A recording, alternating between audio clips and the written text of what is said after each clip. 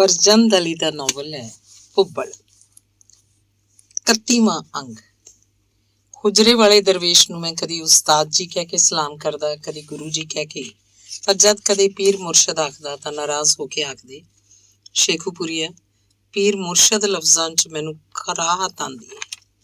ਮੇਰੇ ਸਾਹਮਣੇ ਇਹ ਲਫ਼ਜ਼ ਨਾ ਬੋਲਿਆ ਕਰ। ਪਰ ਜਦ ਭੁੱਲ ਭੁਲੇਖੇ ਮੇਰੇ ਮੂੰਹੋਂ ਨਿਕਲ ਜਾਂਦਾ ਪੀਰ ਮੁਰਸ਼ਦ ਤਾਂ ਬਹੁਤ ਗੁੱਸਾ ਕਰਦੇ, ਮੈਨੂੰ ਮਾਫ਼ੀ ਮੰਗਣੀ ਪੈਂਦੀ। ਮੈਂ ਆਪਣੀ ਸਫਾਈ 'ਚ ਆਖਦਾ, ਭੁੱਲ ਹੋਈ ਜੀ, ਮੇਰੇ ਮੂੰਹੋਂ ਨਿਕਲ ਗਿਆ, ਮੇਰੀ ਨੀਅਤ ਨਹੀਂ ਸੀ। ਉਹ ਫੇਰ ਆਖਦੇ, ਮੈਨੂੰ ਕੋਈ ਛੁਰੀ ਮਾਰ ਲਏ ਤਾਂ ਸੀ ਨਾ ਕਰਾਂ, ਪਰ ਪੀਰ ਮੁਰਸ਼ਦ ਲਫ਼ਜ਼ਾਂ ਨਾਲ ਮੈਨੂੰ ਦੁੱਖ ਹੁੰਦਾ ਹੈ। ਹੁਜਰੇ 'ਚ ਹਰ ਕਿਸਮ ਦੇ ਲੋਕ ਆਉਂਦੇ ਸਨ। ਹਰ ਇੱਕ ਦੇ ਮਜਾਜ਼ ਤੇ ਸੁਭਾਅ ਦੇ ਮੁਤਾਬਕ ਗੱਲ ਕਰਨ ਦਾ ਉਹਨਾਂ ਨੂੰ ਵੱਲ ਆਉਂਦਾ ਸੀ। ਟਾਂਗੇ ਵਾਲਾ, ਛਾਬੜੀ ਵਾਲਾ, ਸਕੂਲੀਆ, ਵਕੀਲ, ਪ੍ਰੋਫੈਸਰ, ਮਜ਼ਦੂਰ, ਸਿਆਸਤਦਾਨ ਤੇ ਹੋਰ ਜੋ ਕੋਈ ਵੀ ਆ ਕੇ ਬੈਠਦਾ ਸੀ, ਇਸ ਦਰਵੇਸ਼ ਨੂੰ ਆਪਣੇ ਵਰਗਾ ਹੀ ਸਮਝਦਾ ਸੀ ਤੇ ਆਪਣੇ ਵਰਗਾ ਹੀ ਜਾਣਦਾ ਸੀ। ਉਹਨਾਂ ਇੱਕ ਦਿਨ ਆਪਣੀ ਜਵਾਨੀ ਦੇ ਇੱਕ ਯਾਰ ਹੁਸੈਨੇ ਟਾਂਗੇ ਵਾਲੇ ਬਾਰੇ ਗੱਲ ਸੁਣਾਈ। ਇਸ ਕਿਸਮ ਦੀਆਂ ਗੱਲਾਂ ਸੈਰ ਵੇਲੇ ਬਾਹਰ ਮਿੰਟੋ ਪਾਰ ਜਾਂ ਦਰਿਆ ਦੇ ਕੰਢੇ ਸੁਣਾਇਆ ਕਰਦੇ ਸੀ। ਸੈਰ ਉੱਤੇ ਉਹ ਸਵੇਰ ਨੂੰ ਵੀ ਜਾਇਆ ਕਰਦੇ ਸਨ, ਪਰ ਮੇਰੇ ਨਾਲ ਸ਼ਾਮ ਨੂੰ ਬਾਹਰ ਨਿਕਲਦੇ ਸਨ। ਰਾਹ ਵਿੱਚ ਤੇ ਪਾਕ ਵਿੱਚ ਮੈਥੋਂ ਮੇਰੇ ਬਾਰੇ, ਕੁਝ ਆਪਣੇ ਬਾਰੇ ਗੱਲਾਂ ਕਰਦੇ ਜਾਂਦੇ ਸਨ। ਹੁਸੈਨੇ ਬਾਰੇ ਉਹਨਾਂ ਆਖਿਆ, ਉਹ ਮੇਰਾ ਜਵਾਨੀ ਦਾ ਯਾਰ ਸੀ, ਟਾਂਗਾ ਵਾਹੁੰਦਾ ਸੀ।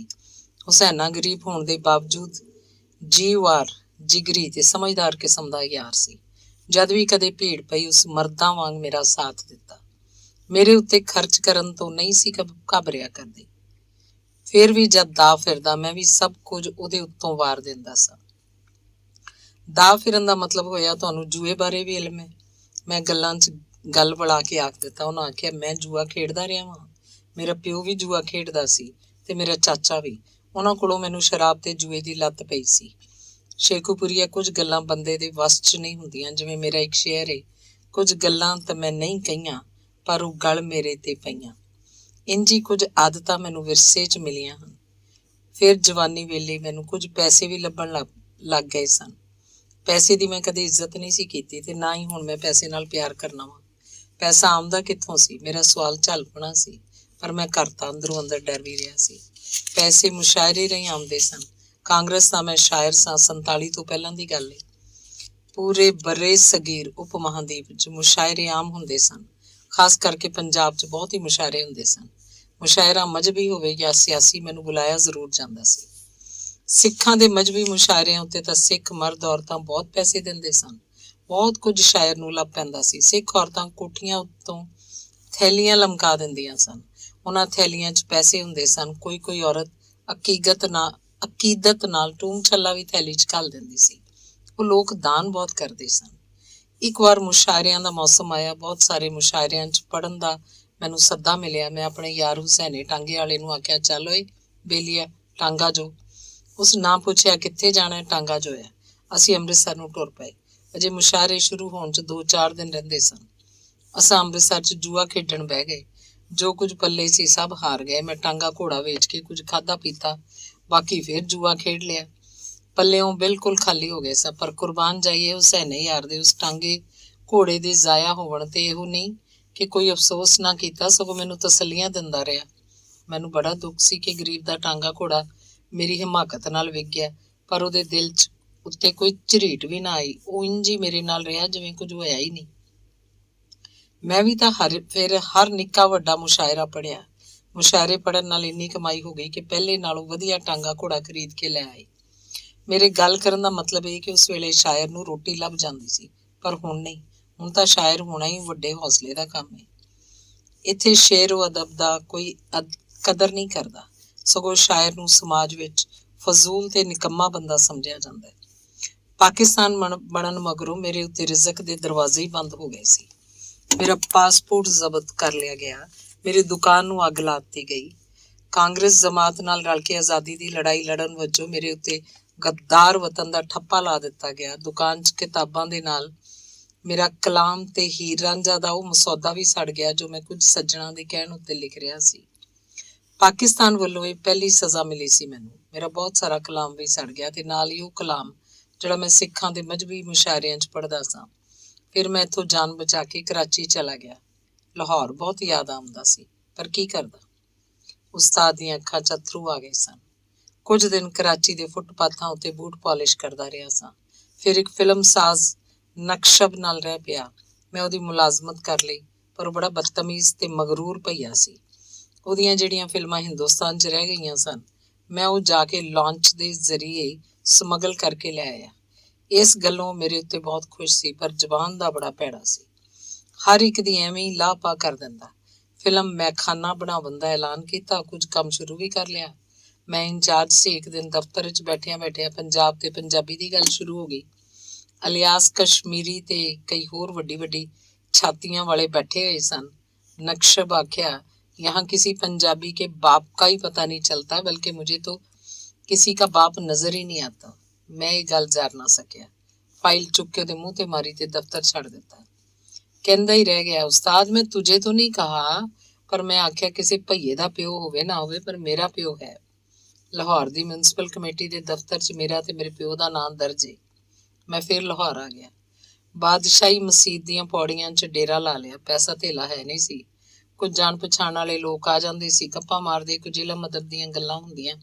ਇੱਥੇ ਅਲਾਉਲਦੀਨ ਵੀ ਆ ਜਾਂਦਾ ਸੀ। ਸਾਰਾ ਦਿਨ ਮੇਰੇ ਕੋਲ ਹੀ ਬਹਿ ਰਹਿੰਦਾ ਸੀ। ਮਿਲਣ ਵਾਲੇ ਲੋਕ ਤਾਂ ਸ਼ਾਮ ਨੂੰ ਚਲੇ ਜਾਂਦੇ, ਰਾਤ ਨੂੰ ਮੈਂ ਇਕੱਲਾ ਹੀ ਬਹਿ ਰਹਿੰਦਾ ਸਾਂ। ਸਵੇਰੇ ਹੀਰਾ ਮੰਡੀ ਦੇ ਇੱਕ ਹੋਟਲ ਤੋਂ ਨਾਸ਼ਤਾ ਕਰਦਾ ਸਾਂ।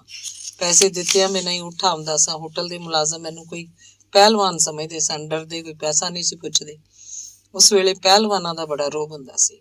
ਮੁਲਾਜ਼ਮਾਂ ਆਪਣੇ ਮਾਲਕ ਨੂੰ ਜਾ ਦੱਸਿਆ ਕਿ ਇੱਕ ਪਹਿਲਵਾਨ ਆਉਂਦਾ ਹੈ, ਨਾਸ਼ਤਾ ਕਰਕੇ ਚਲਾ ਜਾਂਦਾ ਹੈ, ਪਰ ਪੈਸਾ ਕੋਈ ਨਹੀਂ ਦਿੰਦਾ। ਇੱਕ ਦਿਨ ਹੋਟਲ ਦਾ ਮਾਲਕ ਸ਼ੇਖ ਰਫੀ ਮੇਰੇ ਪਿੱਛੇ ਪਿੱਛੇ ਸ਼ਾਹੀ ਮਸੀਤ ਦੀਆਂ ਪੌੜੀਆਂ 'ਚ ਆ ਗਿਆ, ਜਿੱਥੇ ਮੈਂ ਬਹਿੰਦਾ ਸੀ।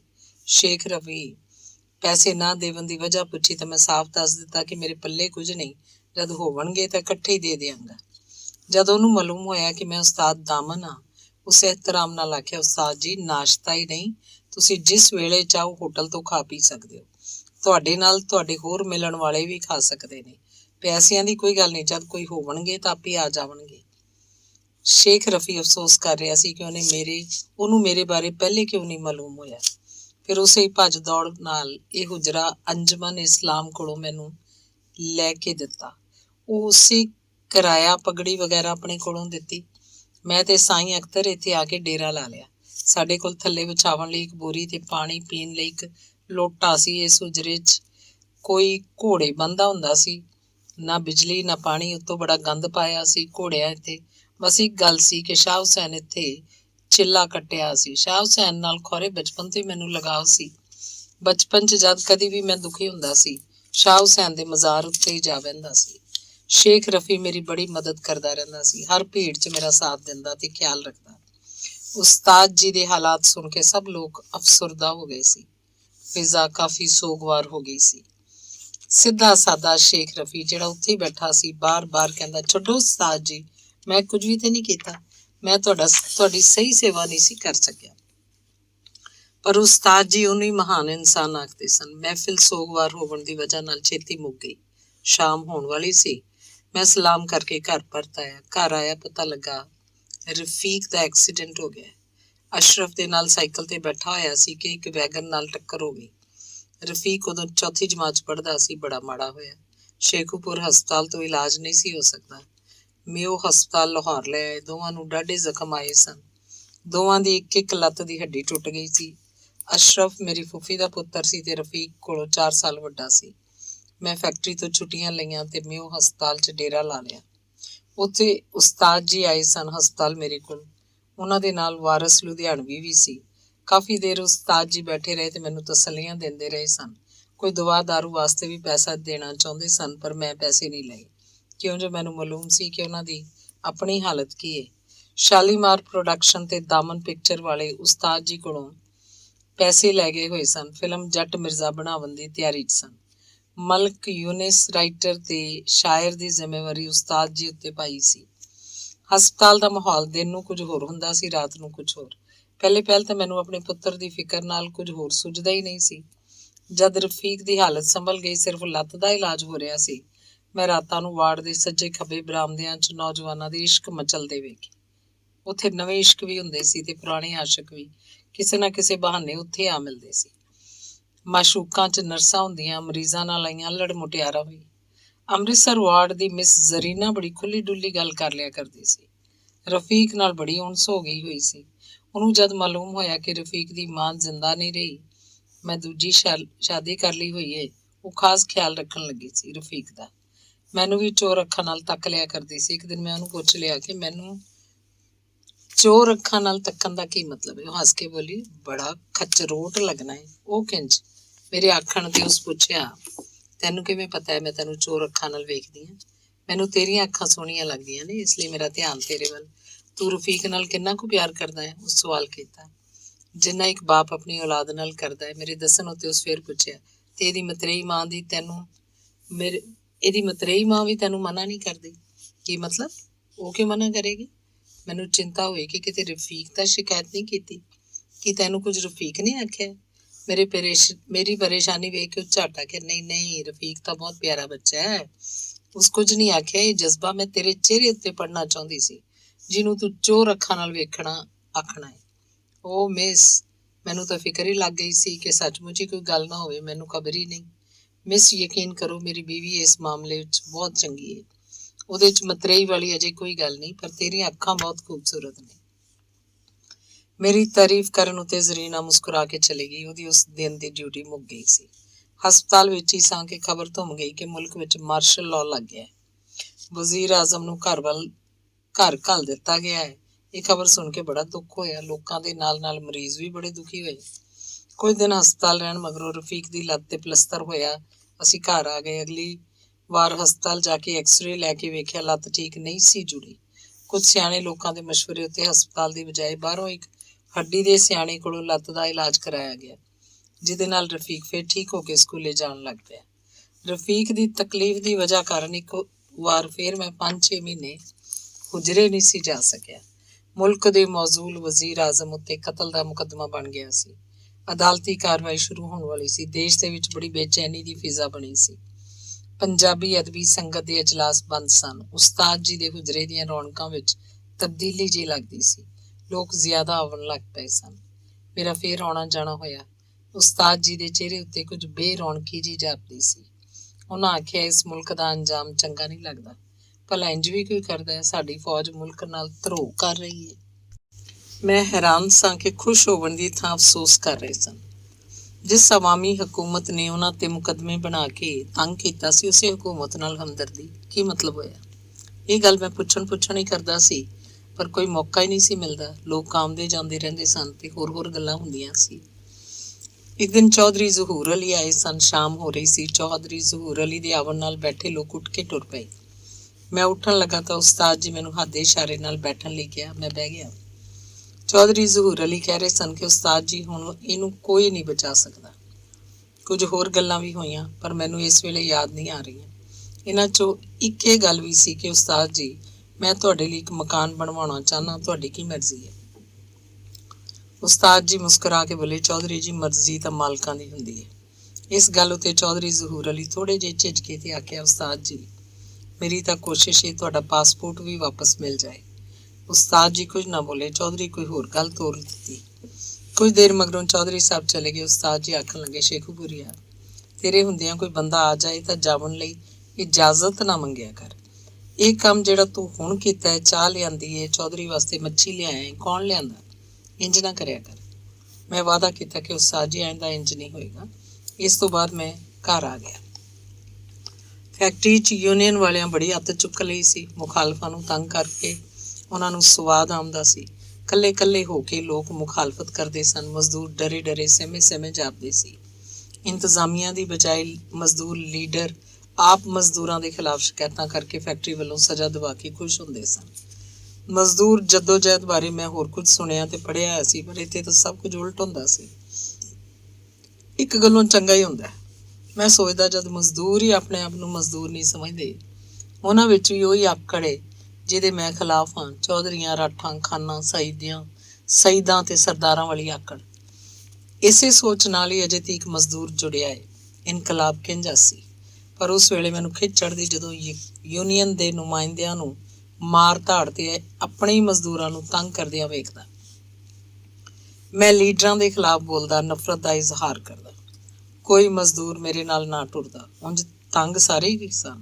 ਆਪਣੇ ਲੀਡਰਾਂ ਕੋਲੋਂ ਪਿੱਛੇ ਪਿੱਛੇ ਗੱਲਾਂ ਕਰਦੇ, ਮੂੰਹ ਤੇ ਤਾਰੀਫ ਕਰਦੇ। ਮੈਨੂੰ ਬਹੁਤ ਬੁਰਾ ਲੱਗਦਾ। ਮੈਂ ਸੋਚਦਾ ਮਜ਼ਦੂਰਾਂ ਨੂੰ ਮਾਲੂਮ ਨਹੀਂ, ਭੋਲੇ ਨਹੀਂ, ਇਹਨਾਂ ਦਾ ਕੋਈ ਕਸੂਰ ਨਹੀਂ। ਮੈਂ ਇਹਨਾਂ ਨੂੰ ਯੂਨੀਅਨ ਦੇ ਖਿਲਾਫ ਦੱਸਾਂਗਾ। ਅਗਲੇ ਸਾਲ ਯੂਨੀਅਨ ਦੇ ਚੁਣਾਵ ਹੋਏ ਸਨ। ਕੋਈ ਵੀ ਸਦਰ ਦੇ ਖਿਲਾਫ ਇਲੈਕਸ਼ਨ ਨਹੀਂ ਸੀ ਲੜਨਾ ਚਾਹੁੰਦਾ।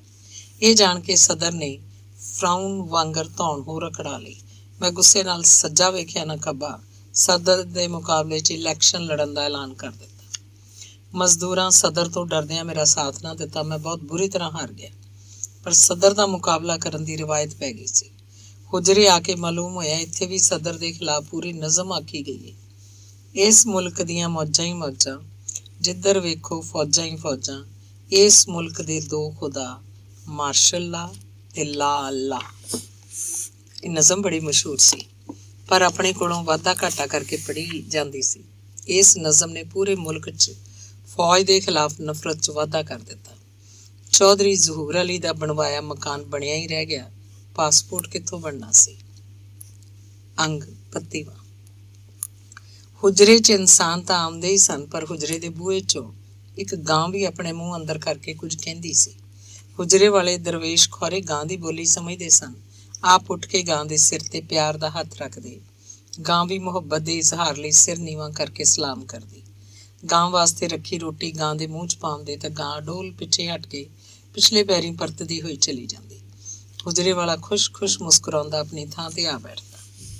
ਮੈਨੂੰ ਆਖਦੇ, ਸ਼ੇਖੂਪੁਰੀਆ, ਵੇਖਿਆ ਹੀ ਭੁੱਖ ਤੇ ਮੁਹੱਬਤ ਦੇ ਇਨਸਾਨ ਤੇ ਹੈਵਾਨ ਦੋਵੇਂ ਹੀ ਲੋੜਵੰਦ ਨੇ। ਇਹ ਦੋਵੇਂ ਚੀਜ਼ਾਂ, ਭੁੱਖ ਤੇ ਮੁਹੱਬਤ, ਕਦੇ ਕਿਸੇ ਦੀ ਪੂਰੀ ਨਹੀਂ ਹੁੰਦੀ। ਹੋ ਸਕਦਾ ਬਹੁਤ ਸਾਰੇ ਲੋਕ ਮੇਰੀ ਇਸ ਗੱਲ ਨਾਲ ਇਖਤਲਾਫ ਕਰਦੇ ਹੋਣ, ਪਰ ਮੈਂ ਤਾਂ ਇਹ ਵੇਖਿਆ ਕਿ ਭੁੱਖ ਦੀਆਂ ਕਈ ਕਿਸਮਾਂ ਨੇ, ਮੁਹੱਬਤ ਦੇ ਕਈ ਰੂਪ ਨੇ। ਇਸ ਲਈ ਆਖਿਆ ਜਾਂਦਾ ਹੈ, ਮੁਹੱਬਤ ਕਦੇ ਕਿਸੇ ਨੂੰ ਪੂਰੀ ਤਰ੍ਹਾਂ ਨਹੀਂ ਮਿਲਦੀ। ਇਹ ਹੀ ਆਲਮ ਭੁੱਖ ਦਾ ਹੈ। ਬੂਹੇ ਦੇ ਵਿੱਚੋਂ ਸਾਹਮਣੇ ਦੰਦਾਂ ਦੇ ਹਸਪਤਾਲ ਦੀ ਕੰਧ ਦਿਸਦੀ ਸੀ ਤੇ ਕੰਧ ਦੇ ਅੰਦਰ ਵਾਲੇ ਪਾਸੇ ਹਸਪਤਾਲ ਦੇ ਵਿਹੜੇ 'ਚ ਝੂਲਦੇ ਰੁੱਖ ਵੀ ਸੋਹਣੇ ਲੱਗਦੇ ਸੀ। ਹਰੇ ਰੁੱਖਾਂ ਤੇ ਚਹਿਕਦੀਆਂ ਚਿੜੀਆਂ ਨੂੰ ਬਹੁਤ ਗੌਰ ਨਾਲ ਵੇਖਿਆ ਕਰਦੇ ਸੀ। ਇੱਕ ਦਿਨ ਇਹ ਨਜ਼ਾਰਾ ਵੇਖਦੇ ਪਏ ਸਨ। ਬੜੀ ਦੇਰ ਵੇਖਦੇ ਰਹੇ। ਖੁਸ਼ੀ ਨਾਲ ਬੋਲੇ, ਵੇਖ ਸ਼ੇਖੂਪੁਰੀਆ, ਸਾਡੇ ਨਾਲ ਤਾਂ ਜਨੌਰ ਹੀ ਚੰਗੇ ਨੇ। ਕਿੰਨੇ ਖੁਸ਼ ਨੇ, ਕੋਈ ਫਿਕਰ ਫਾਕਾ ਨਹੀਂ, ਇੱਕ ਦੂਜੇ ਦੇ ਖਿਲਾਫ ਨਫ਼ਰਤ ਨਹੀਂ, ਕੁਝ ਵੀ ਮੱਲ ਮਾਰਨ ਦਾ ਸ਼ੌਕ ਨਹੀਂ। ਵਾਹ ਕਿਆ ਜ਼ਿੰਦਗੀ, ਦੁੱਖ ਤੋਂ ਪਾਕ ਜੀਵਨ। ਮੇਰੇ ਮਨ 'ਚ ਪਤਾ ਨਹੀਂ ਕੀ ਆਇਆ। ਉਸ ਵੇਲੇ ਖੌਰੇ ਮੈਂ ਭੁੱਲ ਗਿਆ ਸੀ ਕਿ ਉਸਤਾਦ ਦੇ ਸਾਹਮਣੇ ਬੈਠਾ ਵਾਂ, ਫੈਕਟਰੀ 'ਚ ਨਹੀਂ। ਬਿਨਾਂ ਸੋਚਿਆਂ ਸਮਝਿਆਂ ਉਹਨਾਂ ਦੀ ਗੱਲ ਨਾਲ ਇਤਫਾਕ ਨਾ ਕਰਦਿਆਂ ਹੋਇਆ ਝੱਟ ਆਖਿਆ, ਜੇ ਜਨੌਰਾਂ ਨੂੰ ਕੋਈ ਦੁੱਖ ਨਹੀਂ ਤਾਂ ਫਿਰ ਉਹ ਆਪਸ 'ਚ ਲੜਦੇ ਕਿਉਂ ਨੇ? ਇੱਕ ਦੂਜੇ ਨੂੰ ਮਾਰਦੇ ਕਿਉਂ ਨੇ? ਗੱਲ ਤੇ ਮੈਂ ਕਰ ਬੈਠਾ, ਪਰ ਅੰਦਰੋਂ ਅਫਸੋਸ ਹੋਇਆ ਕਿ ਮੈਨੂੰ ਇੰਜ ਨਹੀਂ ਸੀ ਕਹਿਣਾ ਚਾਹੀਦਾ। ਮੇਰੇ ਕੋਲੋਂ ਬੇਅਦਬੀ ਨਹੀਂ ਹੋਣੀ ਚਾਹੀਦੀ, ਪਰ ਆਪਣੀ ਜਹਾਲਤ ਪਾਰੋਂ ਬਦਤਮੀਜ਼ੀ ਕਰ ਬੈਠਾ ਸਾਂ। ਉਹਨਾਂ ਵੱਲੋਂ ਨਜ਼ਰਾਂ ਚੁਰਾ ਕੇ ਮੈਂ ਪਾਸੇ ਵੇਖਣ ਲੱਗ ਪਿਆ ਸੀ। ਮੈਨੂੰ ਉਹਨਾਂ ਦੀ ਨਾਰਾਜ਼ਗੀ ਦਾ ਡਰ ਸੀ, ਪਰ ਉਹ ਖੁਸ਼ ਹੋਏ। ਉਹਨਾਂ ਦੇ ਮੂੰਹੋਂ ਨਿਕਲਿਆ, ਵਾਹ ਸ਼ਾਬਾਸ਼ ਸ਼ੇਖੂਪੁਰੀਆ, ਵਾਹ, ਹੁਣ ਤੈਨੂੰ ਜ਼ਿੰਦਗੀ ਨੂੰ ਪਰਖਣ ਦਾ ਵੱਲ ਆ ਗਿਆ। ਇਹ ਕਿਉਂ ਹੀ ਇਲਮ ਦੀ ਕੁੰਜੀ ਹੈ। ਹੁਣ ਤੂੰ ਆਪਣੀ ਆਪ ਸ਼ਨਾਖਤ ਕਰਨ ਜੋਗਾ ਹੋ ਗਿਆ। ਮੈਨੂੰ ਤੇਰੇ ਇਸ ਢੰਗ ਉੱਤੇ ਖੁਸ਼ੀ ਹੋਈ ਹੈ। ਸ਼ਾਬਾਸ਼। ਇੱਕ ਵਾਰ ਫਿਰ ਸ਼ਾਬਾਸ਼ ਮਿਲੀ ਤੇ ਮੈਨੂੰ ਸ਼ੱਕ ਹੋਇਆ ਕਿ ਕਿਧਰੇ ਗਹਿਰੀ ਤੰਜ਼ ਨਾ ਹੋਵੇ, ਪਰ ਉਹ ਤਾਂ ਕਹਿ ਰਹੇ ਸੀ। ਬਾਗਬਾਨਪੁਰੇ 'ਚ ਮੇਰਾ ਇੱਕ ਸ਼ਾਗਿਰਦ ਹੁੰਦਾ ਸੀ, ਗੁਲਾਮ ਨਬੀ। ਇੱਕ ਦਿਨ ਮੈਂ ਉਹਨੂੰ ਅੰਗਰੇਜ਼ੀ ਪੜ੍ਹਾ ਰਿਹਾ ਸਾਂ। ਸੱਚਾਈ ਬਾਰੇ ਇੱਕ ਮੁਹਾਵਰਾ ਆਇਆ ਕਿ ਸੱਚਾਈ ਖਿਆਲ ਵਾਂਗਰ ਹੁੰਦੀ ਹੈ, ਜਿਹਨੂੰ ਸਾਰਾ ਦਿਨ ਠੁੱਡੇ ਵੱਜਦੇ ਰਹਿੰਦੇ ਨੇ, ਪਰ ਸ਼ਾਮ ਤੀਕਰ ਖਿਆਲ ਉਂਝ ਦਾ ਉਂਝ ਹੀ ਕਾਇਮ ਰਹਿੰਦਾ ਹੈ। ਇੰਝ ਹੀ ਸੱਚਾਈ ਹੈ, ਜੋ ਮਰਜ਼ੀ ਪਿਆ ਹੋਵੇ, ਸੱਚ ਆਖਰ ਸੱਚੇ, ਖਿਆਲ ਵਾਂਗਰ ਕਾਇਮ ਦਾਇਮ। ਪਤਾ ਹੀ ਸ਼ੇਖੂਪੁਰੀਆ, ਜਵਾਬ 'ਚ ਕੀ ਆਖਿਆ ਸੀ ਗੁਲਾਮ ਨਬੀ? ਉਹਨਾਂ ਹੱਸਦਿਆਂ ਆਖਿਆ, ਬਹੁਤ ਖੂਬਸੂਰਤ ਜਵਾਬ ਸੀ। ਗੁਲਾਮ ਨਬੀ ਆਖਿਆ, ਜੇ ਖਿਆਲ ਦੀ ਹਵਾ ਨਿਕਲੀ ਹੋਵੇ ਤਾਂ? ਇਹ ਜਵਾਬ ਸੁਣ ਕੇ ਮੈਂ ਬੜਾ ਖੁਸ਼ ਹੋਇਆ ਸਾਂ। ਗੁਲਾਮ ਨਬੀ ਕੋਲੋਂ ਚੀਜ਼ਾਂ ਨੂੰ ਗੌਰ ਨਾਲ ਵੇਖਣਾ ਪਰਖਣਾ ਹੀ ਤਾਂ ਇਲਮ ਹੈ। ਬਸ ਸ਼ੇਖੂਪੁਰੀਆ, ਸਮਝ ਲੈ, ਸਮਝ ਤੇ ਇਲਮ ਹੀ ਬੰਦੇ ਦਾ ਸੱਚਾ ਸਾਥੀ ਤੇ ਮੁਸ਼ਾਹਦਾ ਤੇ ਤਜਰਬਾ। ਉਸੇ ਦਿਨ ਹੀ ਡਿੱਗਰ ਵੇਲੇ ਅਸਾਂ ਸੈਰ ਨੂੰ ਨਿਕਲੇ। ਮੰਟੋ ਪਾਰਕ ਤੋਂ ਲਾਰੀ ਅੱਡੇ, ਮੇਵਾ ਮੰਡੀ ਤੇ ਸਬਜ਼ੀ ਮੰਡੀ ਤੋਂ ਹੁੰਦੇ ਹੋਏ ਪੈਦਲ ਟੁਰ ਪਏ। ਰਾਵੀ ਦੇ ਪੁਲ ਉੱਤੇ ਆ ਗਏ। ਉਹ ਆਪਣੀ ਆਦਤ ਮੁਜਬ ਠਹਿਰ ਕੇ ਖਲੋ ਕੇ ਚੀਜ਼ਾਂ ਨੂੰ ਗੌਰ ਨਾਲ ਵੇਖਦੇ, ਕੁਝ ਸੋਚਦੇ, ਫਿਰ ਅੱਗੇ ਟੁਰਦੇ। ਮੇਰਾ ਜੀਅ ਕਰਦਾ ਛੇਤੀ ਟੁਰੀਏ, ਪਰ ਉਹਨਾਂ ਨੂੰ ਕੋਈ ਕਾਹਲ ਨਹੀਂ ਸੀ ਹੁੰਦੀ। ਖਲੋ ਕੇ ਗੱਲਾਂ ਕਰਨ ਲੱਗ ਪੈਂਦੇ ਸਨ, ਆਪਣੇ ਬਾਰੇ, ਮੇਰੇ ਬਾਰੇ, ਲੋਕਾਂ ਤੋਂ, ਸਮਾਜ ਬਾਰੇ, ਆਪਣੇ ਤੇ ਮੇਰੇ ਬੀਤੇ ਸਮੇਂ ਬਾਰੇ। ਕਦੀ ਮੰਟੋ ਪਾਰਕ ਬਹਿ ਜਾਂਦੇ, ਕਦੇ ਰਾਵੀ ਕੰਢੇ, ਕਦੇ ਰਾਵੀ ਦੇ ਪੁਲ ਉੱਤੇ। ਗੱਲਾਂ 'ਚੋਂ ਗੱਲ ਨਿਕਲਦੀ ਹੋਈ ਉਹਨਾਂ ਦੀ ਆਪਣੀ ਸ਼ਾਦੀ ਤੀਕ ਰਪੜ ਗਈ। ਮੈਂ ਲੋਕਾਂ ਕੋਲੋਂ ਸੁਣਿਆ ਸੀ ਕਿ ਇਹਨਾਂ ਸ਼ਾਦੀ ਵੀ ਕੀਤੀ ਸੀ, ਉਹ ਵੀ ਇੱਕ ਹਿੰਦੂ ਕੁੜੀ ਨਾਲ। ਮੈਂ ਪੁੱਛਣਾ ਚਾਹੁੰਦਾ ਸਾਂ ਕਿ ਉਸ ਸ਼ਾਦੀ ਦਾ ਕੀ ਬਣਿਆ ਤੇ ਬਾਅਦ 'ਚ ਘਰ ਕਿਉਂ ਨਹੀਂ ਵਸਾਇਆ। ਉਸ ਦਿਨ ਆਪੇ ਹੀ ਗੱਲ ਨਿਕਲ ਟੁਰੀ। ਉਹ ਆਪ ਹੀ ਕਹਿ ਰਹੇ ਸੀ, ਸ਼ੇਖੂਪੁਰੀਆ, ਮੈਂ ਇੱਕ ਸਿੱਖ ਕੁੜੀ ਨਾਲ ਵਿਆਹ ਕੀਤਾ ਸੀ। ਉਹ ਵੀ ਚੜ੍ਹਦੇ ਪੰਜਾਬ ਵਾਲੇ ਪਾਸੇ ਨਿੱਕੇ ਜਿਹੇ ਸਟੇਸ਼ਨ ਉੱਤੇ ਲਾਵਾਰਸ ਸੀ। ਉਸ ਵੇਲੇ ਪੰਜਾਬ ਇਕੱਠਾ ਸੀ। ਮੈਂ ਵੀ ਲਾਵਾਰਸ ਜਿਹਾ ਹੀ ਸੀ। ਅੱਗਾ ਪਿੱਛਾ ਉਹਦਾ ਕੋਈ ਨਹੀਂ ਸੀ। ਮੈਨੂੰ ਉਹਦੀਆਂ ਅੱਖਾਂ 'ਚੋਂ ਇੱਕ ਨੂਰ ਦੀ ਝਲਕ ਪਈ। ਮੇਰੇ ਸ਼ੇਅਰ ਉਸ ਬੜੇ ਧਿਆਨ ਨਾਲ ਸੁਣੇ ਤੇ ਪਸੰਦ ਵੀ ਕੀਤੇ। ਤੁਸਾਂ ਉਸ ਲਾਵਾਰਸ ਨੂੰ ਸ਼ੇਅਰ ਕਿੰਜ ਸੁਣਾਏ? ਮੈਂ ਹੌਲੀ ਜਿਹੀ ਸਵਾਲ ਕੀਤਾ। ਨਹੀਂ ਓਏ, ਉੱਥੇ ਗੁਰਦੁਆਰਾ ਸੀ ਤੇ ਮੁਸ਼ਾਇਰਾ ਹੋਇਆ ਸੀ। ਉਸ ਮੁਸ਼ਾਇਰੇ ਮਗਰੋਂ ਮੈਂ ਰੇਲ ਉੱਤੇ ਬੈਠਣ ਲਈ ਰੇਲਵੇ ਸਟੇਸ਼ਨ ਤੋਂ ਗੱਡੀ ਦੀ ਉਡੀਕ 'ਚ ਸਾਂ। ਉੱਥੇ ਮਿਲੀ ਸੀ ਉਹ। ਉਹਨੇ ਮੁਸ਼ਾਇਰੇ 'ਚ ਮੇਰੇ ਸ਼ੇਰ ਸੁਣੇ ਹੋ ਸਨ। ਤਾਂ ਹੀ ਉਹ ਮੇਰੇ ਕੋਲ ਆ ਕੇ ਮੇਰੇ ਸ਼ੇਰਾਂ ਦੀ ਨਾ ਸਿਰਫ ਤਾਰੀਫ ਕੀਤੀ, ਸਗੋਂ ਮੇਰੇ ਨਾਲੋਂ ਵੀ ਚੰਗੀ ਤਸ਼ਰੀਹ ਮੇਰੇ ਸ਼ੇਰਾਂ ਦੀ ਕੀਤੀ। ਮੈਨੂੰ ਉਹਦੀ ਇਨਸਾਨ ਦੋਸਤੀ ਤੇ ਖਲੂਸ ਭਾ ਗਏ। ਅਸੀਂ ਦੋਵੇਂ ਅੰਮ੍ਰਿਤਸਰ ਆ ਕੇ ਇੱਕ ਸੱਜਣ ਦੇ ਘਰ 'ਚ ਸ਼ਾਦੀ ਕਰ ਲਈ। ਕੁਝ ਦਿਨਾਂ ਮਗਰੋਂ ਅਜੇ ਮੈਂ ਅੰਮ੍ਰਿਤਸਰ ਵਿੱਚ ਹੀ ਸੀ ਕਿ ਸਰਕਾਰ ਮੈਨੂੰ ਗ੍ਰਿਫਤਾਰ ਕਰ ਲਿਆ। ਮੇਰੀ ਬੀਵੀ ਜਿਹੜੀ ਸਿੱਖ ਕੁੜੀ ਸੀ, ਉਹਨੂੰ ਮੇਰੀ ਗ੍ਰਿਫਤਾਰੀ ਦਾ ਮਾਲੂਮ ਨਹੀਂ ਹੋਇਆ। ਉਹ ਮੇਰੀ ਭਾਲ 'ਚ ਲਾਹੌਰ ਆਈ। ਮੈਂ ਸਵਾਲ ਕੀਤਾ, ਉਹਨਾਂ ਨੂੰ ਤੁਹਾਡੇ ਘਰ ਦਾ ਪਤਾ ਮਾਲੂਮ ਸੀ? ਨਹੀਂ ਯਾਰ, ਅਜੇ ਮੈਂ ਉਹਨੂੰ ਆਪਣੇ ਘਰ ਦਾ ਪਤਾ ਤੇ ਦੱਸਿਆ ਹੀ ਨਹੀਂ ਸੀ। ਉਹ ਕਿਉਂ? ਯਾਰ, ਮੁਸਲਮਾਨ ਕਦੇ ਕਿਸੇ ਗੈਰ ਮੁਸਲਿਮ ਨੂੰ ਪਸੰਦ ਕਰਦੇ ਨਹੀਂ। ਮੇਰਾ ਖਿਆਲ ਸੀ ਪਹਿਲੇ ਮਾਂ ਨੂੰ ਸੁਣਾਵਾਂਗਾ, ਫਿਰ ਆਪਣੀ ਵਹੁਟੀ ਨੂੰ ਘਰ ਲੈ ਜਾਵਾਂਗਾ। ਕੁਝ ਚਿਰ ਅੰਮ੍ਰਿਤਸਰ ਰਹਿਣ ਦਾ ਇਰਾਦਾ ਸੀ। ਸੋਚਿਆ ਕੋਈ ਬਾਲ ਹੋਇਆ ਤਾਂ ਮਾਂ ਵੀ ਖੁਸ਼ ਹੋ ਜਾਸੀ, ਸਾਨੂੰ ਕਬੂਲ ਕਰ ਲਏਗੀ। ਪਰ ਅੰਗਰੇਜ਼ ਸਰਕਾਰ ਮੌਕਾ ਹੀ ਨਾ ਦਿੱਤਾ। ਮਹੀਨੇ ਮਗਰੋਂ ਕੈਦ ਤੋਂ ਰਿਹਾਈ ਮਿਲੀ। ਮੈਂ ਉਹਨੂੰ ਅੰਮ੍ਰਿਤਸਰ 'ਚ ਭਾਲਦਾ ਰਿਹਾ। ਉਹ ਮੈਨੂੰ ਲਾਹੌਰ ਲੱਭਦੀ ਰਹੀ। ਆਖਰ 1.5 ਸਾਲ ਮਗਰੋਂ ਮਿਲੀ ਸੀ ਮੈਨੂੰ ਲਾਹੌਰ ਰੇਲਵੇ ਸਟੇਸ਼ਨ ਉੱਤੇ ਲੰਘਦੀ ਹੋਈ। ਉਹਦੀ ਕੁੱਛੜ ਇੱਕ ਮੁੰਡਾ ਵੀ ਸੀ, 4-5 ਮਹੀਨਿਆਂ ਦਾ। ਰਾਤ ਦਿਨ ਉੱਥੇ ਸਟੇਸ਼ਨ ਉੱਤੇ ਹੀ ਰਹਿੰਦੀ ਸੀ। ਉਹਦੇ ਖਿਆਲ ਵਿੱਚ ਮੈਂ ਲਾਹੌਰ ਆਉਣ ਲਈ ਇੱਥੇ ਸਟੇਸ਼ਨ ਤੋਂ ਹੀ ਗੱਡੀ ਉੱਤੋਂ ਲੈਣਾ ਸੀ। ਇੰਜੋ 1.5 ਸਾਲ ਤੀਕਰ ਹਰ ਆਵਣ ਜਾਵਣ ਵਾਲੀ ਗੱਡੀ ਦੇ ਮੁਸਾਫਰਾਂ ਨੂੰ ਵੇਖਦੀ ਰਹੀ ਸੀ। ਰਾਵੀ ਦੇ ਪੁਲ ਉੱਤੇ ਬੈਠੇ ਹੋਏ ਸਾਂ। ਮਾਹੌਲ 'ਚ ਉਦਾਸੀ ਬਹੁਤ ਹੀ ਵੱਧ ਗਈ ਸੀ। ਮੇਰੇ 'ਚ ਕੋਈ ਸਵਾਲ ਕਰਨ ਦੀ ਹਿੰਮਤ ਹੀ ਨਹੀਂ ਸੀ ਰਹੀ। ਮੈਂ ਪੁੱਛਣਾ ਚਾਹੁੰਦਾ ਸਾਂ, ਮੁੰਡਾ ਕੈਸਾ ਸੀ? ਪਿਓ ਉੱਤੇ ਗਿਆ ਸੀ ਕਿ ਮਾਂ ਵਰਗਾ ਸੀ? ਪਰ ਮੈਥੋਂ ਪੁੱਛਿਆ ਨਹੀਂ ਸੀ ਜਾ ਰਿਹਾ। ਉਹਨਾਂ ਆਪਣੀਆਂ ਭਿੱਜੀਆਂ ਅੱਖਾਂ ਨੂੰ ਸਿਰ ਦੇ ਪਰਨੇ ਦੀ ਕੰਨੀ ਨਾਲ ਸਾਫ਼ ਕਰਕੇ ਆਖਿਆ, ਸ਼ੇਖੂਪੁਰੀਆ, ਮੁੰਡਾ ਸਾਰਾ ਫਿਮਣੀਆਂ ਫੋੜਿਆਂ ਨਾਲ ਭਰਿਆ ਹੋਇਆ ਸੀ। ਮਾਤਾ ਸੀ ਉਹਨੂੰ, ਪਾਕ ਵਗ ਰਹੀ ਸੀ ਫਿਮਣੀਆਂ ਵਿੱਚੋਂ। ਮੁੰਡੇ ਦੀ ਮਾਂ ਸੁੱਕ ਕੇ ਸੰਗਲੀ ਹੋ ਗਈ ਹੋਈ ਸੀ ਤੇ ਮਰਨ ਦੇ ਨੇੜੇ ਸੀ। ਮੈਂ ਦੋਵਾਂ ਮਾਂ ਪੁੱਤਰ ਨੂੰ ਹਸਪਤਾਲ ਲੈ ਗਿਆ, ਪਰ ਕਹਾਣੀ ਦੇ ਮੁੱਕਣ ਦੇ ਨੇੜੇ ਸੀ। ਦੋਵੇਂ ਮਾਂ ਪੁੱਤਰ ਅੱਗੜ ਪਿਛੜੀ ਇਹ ਜੱਗ ਛੱਡ ਗਏ। ਗੱਲ ਅੱਗੇ ਟੋਰਨ ਲਈ ਮੈਂ ਪੁੱਛਿਆ, ਘਰ ਵਸਣ ਤੋਂ ਪਹਿਲਾਂ ਹੀ ਉੱਜੜ ਗਿਆ, ਪਰ ਲੋਕ ਦੁਬਾਰਾ ਘਰ ਵਸਾਵਣ ਦੀ ਕੋਸ਼ਿਸ਼ ਤਾਂ ਕਰਦੇ ਨੇ। ਓਏ ਨਹੀਂ, ਸ਼ਾਦੀ ਇੱਕੋ ਵਾਰ ਹੁੰਦੀ ਹੈ, ਫਿਰ ਸਮਝੌਤਾ ਹੁੰਦਾ ਹੈ। ਮੈਂ ਸਮਝੌਤੇ ਕਰਨ ਦਾ ਆਦੀ ਨਹੀਂ ਸਾਂ। ਸ਼ੇਖੂਪੁਰੀਆ, ਮੇਰੇ ਆਪਣੇ ਕੋਲ ਉਹ ਕੁਝ ਸ਼ੈਆਂ ਤੇ ਵੇਲਾ ਹੀ ਨਹੀਂ ਸੀ ਜਿਹਦੇ ਨਾਲ ਘਰ ਵਸਦੇ ਨੇ। ਪਰ ਜਦ ਮੇਰੀ ਮਾਂ ਨੂੰ ਮਾਲੂਮ ਹੋਇਆ ਕਿ ਮੇਰਾ ਵਿਆਹ ਹੋਇਆ ਵੀ ਤੇ ਮੁੱਕ ਵੀ ਗਿਆ, ਉਹ ਬਹੁਤ ਗੁੱਸੇ ਹੋਈ। ਮਾਂ ਦਾ ਆਖਣਾ ਸੀ, ਤੂੰ ਮਾਂ ਤੇ ਇਤਬਾਰ ਤੇ ਕਰਦੋਂ ਚੱਲਿਆ। ਫਿਰ ਵੇਖ ਦਿਓ ਮਾਂ ਦਾ ਸੀਨਾ ਕਿੱਡਾ ਵੱਡਾ ਹੈ। ਸੱਚ ਏ ਸ਼ੇਖੂਪੁਰੀਆ, ਮਾਵਾਂ ਦਾ ਦਿਲ ਬਹੁਤ ਵੱਡਾ ਹੁੰਦਾ ਹੈ। ਮਾਂ ਮੇਰੇ ਲਈ ਅਖੀਰ ਉਮਰ ਤੀਕਰ ਰਿਸ਼ਤਾ ਭਾਲਦੀ ਰਹੀ ਸੀ, ਪਰ ਮੈਂ ਮਾਂ ਦਾ ਦਿਲ ਰੱਖਣ ਲਈ ਆਖਦਾ, ਅੱਛਾ ਮਾਂ, ਵੇਲਾ ਆਉਣ ਤੇ ਕਰ ਲਾਂਗਾ ਵਿਆਹ। ਮਾਂ ਮੇਰੇ ਲਈ ਰਿਸ਼ਤਾ ਬਣਾ ਕੇ ਆਉਂਦੀ, ਮੈਂ ਟਾਲ ਜਾਂਦਾ ਸਾਂ। ਕੁਝ ਦੇਰ ਲਈ ਉਹ ਚੁੱਪ ਹੋਏ ਤਾਂ ਮੈਂ ਡਰਦਿਆਂ ਡਰਦਿਆਂ ਆਖਿਆ, ਮੈਨੂੰ ਕਿਸੇ ਬੰਦੇ ਕੋਲੋਂ ਮਾਲੂਮ ਹੋਇਆ ਸੀ ਕਿ ਉਹ ਕੁੜੀ ਹਿੰਦੂ ਸੀ ਜਿਹਦੇ ਨਾਲ ਤੁਸੀਂ ਸ਼ਾਦੀ ਕੀਤੀ ਸੀ। ਉਹ ਤੂੰ ਸਮਝਦਾ ਨਹੀਂ, ਲੋਕ ਨਫ਼ਰਤਾਂ ਪਾਲਣ ਵਾਸਤੇ ਕੋਈ ਨਾ ਕੋਈ ਜਵਾਜ਼ ਬਣਾ ਲੈਂਦੇ ਨੇ। ਉਹ ਤੇ ਸਿੱਖ ਕੁੜੀ ਸੀ, ਬੜੀ ਮਾਸੂਮ ਤੇ ਭਲੀ ਵਿਚਾਰੀ। ਅਫਸੋਸ ਵਿਚਾਰੀ ਰਹੀ ਨਹੀਂ, ਮੈਂ ਉਹਨੂੰ ਬਚਾ ਹੀ ਨਹੀਂ ਸਕਿਆ। ਪੁਲ ਉੱਤੋਂ ਟ੍ਰੈਫਿਕ ਪੂਰੀ ਰਫ਼ਤਾਰ ਨਾਲ ਆ ਜਾ ਰਹੀ ਸੀ। ਸ਼ੌਕੀਨ ਜੋੜੇ ਦਰਿਆ 'ਚ ਬੇੜੀਆਂ ਉੱਤੇ ਬੈਠੇ ਹੱਸਦੇ ਪਏ ਸਨ, ਪਰ ਅਸਾਂ ਤੇ ਉਦਾਸ ਬੈਠੇ ਉਦਾਸੀਆਂ ਦੀ ਗਿਣਤੀ ਪਏ ਕਰਦੇ ਸਾਂ। ਦਰਿਆ ਕੰਢੇ ਮਾਵਾਂ ਨਾਲ ਬਾਲ ਵੀ ਸੈਰ ਲਈ ਆਏ ਸਨ। ਬਾਲ ਤੇ ਦੂਜੇ ਲੋਕ ਸਾਥੋਂ ਕਾਫੀ ਵਿੱਥ ਉੱਤੇ ਸਨ। ਸਾਡੇ ਕੋਲੋਂ ਭੁਕਾਨਿਆਂ ਵਾਲਾ ਲੰਘਿਆ ਤਾਂ 2 ਭੁਕਾਨੇ ਖਰੀਦ ਲਏ। ਹੁਜਰੇ ਵਾਲੇ ਕੁਝ ਦੇਰ ਭੁਕਾਨਿਆਂ ਤੇ ਹੱਥ ਫੇਰੇ, ਫਿਰ ਉਤਾਂ ਹਵਾ 'ਚ ਖੁੱਲ੍ਹੇ ਛੱਡ ਦਿੱਤੇ। ਦੂਰ ਤੀਕਰ ਉੜਦੇ ਭੁਕਾਨਿਆਂ ਨੂੰ ਵੇਖਦੇ ਰਹੇ ਸਨ। ਗੱਲ ਫਿਰ ਅੱਗੇ ਟੁਰੀ। ਸ਼ੇਖੂਪੁਰੀਆ, ਮੇਰੀ ਮਾਂ ਇੱਥੇ ਹੁਜਰੇ ਵੀ ਆਉਂਦੀ ਸੀ। ਹੁਣ ਜਦ ਵੀ ਦਾਤਾ ਦਰਬਾਰ ਆਉਂਦੀ, ਮੇਰੇ ਲਈ ਪਾਣੀ ਦਮ ਕਰਵਾ ਕੇ ਲਿਆਇਆ ਕਰਦੀ ਸੀ। ਕੁਝ ਪਾਣੀ ਮੈਨੂੰ ਪਿਆਉਂਦੀ, ਕੁਝ ਹੁਜਰੇ ਦੇ ਬੂਹੇ ਅੱਗੇ ਤਰੌਂਕ ਕੇ ਹਰ ਵਾਰ ਆਖਦੀ, ਵੇ ਚਿਰਾਗ, ਵਿਆਹ ਕਰਵਾ ਲੈ, ਮੇਰੀ ਉਮਰ ਮੁੱਕਦੀ ਜਾਂਦੀ ਹੈ। ਸ਼ਾਮ ਹੋਵਣ ਵਾਲੀ ਸੀ, ਸੂਰਜ ਤੇ ਖਲੋਤਾ ਹੈ ਸੀ। ਅਸਮਾਨ ਉੱਤੇ ਕੋਈ ਬੱਦਲ ਨਹੀਂ ਸੀ, ਪਰ ਸਾਡੀਆਂ ਅੱਖਾਂ 'ਚ ਬਰਸਾਤਾਂ ਸਨ। ਵਾਪਸ ਪਰਤਣ ਉੱਤੇ ਉੱਠੇ ਤਾਂ ਮੇਰੇ ਉੱਤੋਂ ਸਵਾਲ ਹੋ ਗਿਆ, ਤੂੰ ਸੁਣਾ, ਤੇਰੀ ਦੂਸਰੀ ਵਹੁਟੀ ਕੈਸੀ ਹੈ? ਤੇਰੇ ਬਾਲਾਂ ਨੂੰ ਪਸੰਦ ਆ ਗਈ ਹੈ ਕਿ ਝਗੜਾ ਵੀ ਰਹਿੰਦਾ ਈ? ਮੈਂ ਪੂਰੀ ਤਫਸੀਲ ਨਾਲ ਦੱਸਿਆ, ਇਹ ਦੂਜੀ ਵਹੁਟੀ ਮੇਰੇ ਮਾਮੇ ਦੀ ਧੀ ਹੈ।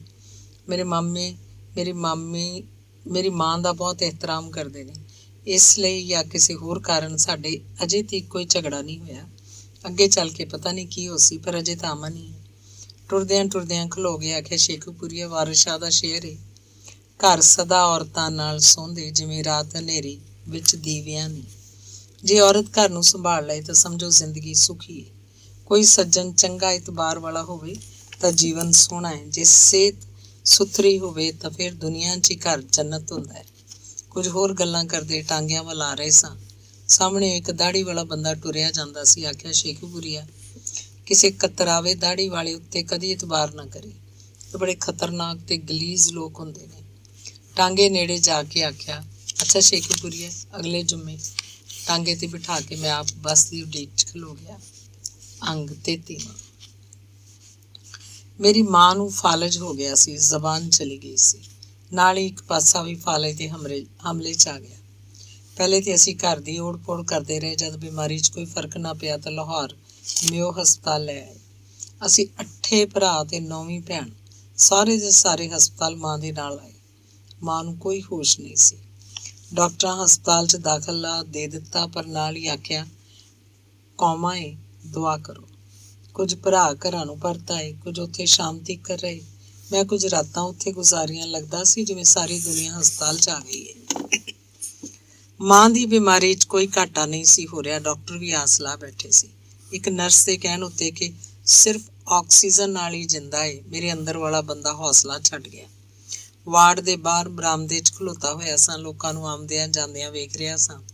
ਬੇਸ਼ੁਮਾਰ ਲੋਕ ਆਪਣੇ ਆਪਣੇ ਸੱਜਣਾਂ ਤੇ ਰਿਸ਼ਤੇਦਾਰਾਂ ਸਕਿਆਂ ਨੂੰ ਮਿਲਣ ਲਈ ਆਉਂਦੇ ਸੀ। ਮੈਂ ਮਾਂ ਦੇ ਵਿਛੜਨ ਦੇ ਖੌਫ ਨਾਲ ਕੁਝ ਘਬਰਾਇਆ ਤੇ ਚਿੰਤਾ ਦੀ ਚਿਖਾ 'ਚ ਸਾਂ। ਇਸੇ ਵਾਰਡ 'ਚ ਹੀ ਫਿਰ ਮਿਸ ਜ਼ਰੀਨਾ ਨਜ਼ਰ ਆਈ। ਬੜੀ ਖੁਸ਼ ਤੇ ਖੂਬਸੂਰਤ ਨਜ਼ਰ ਆ ਰਹੀ ਸੀ।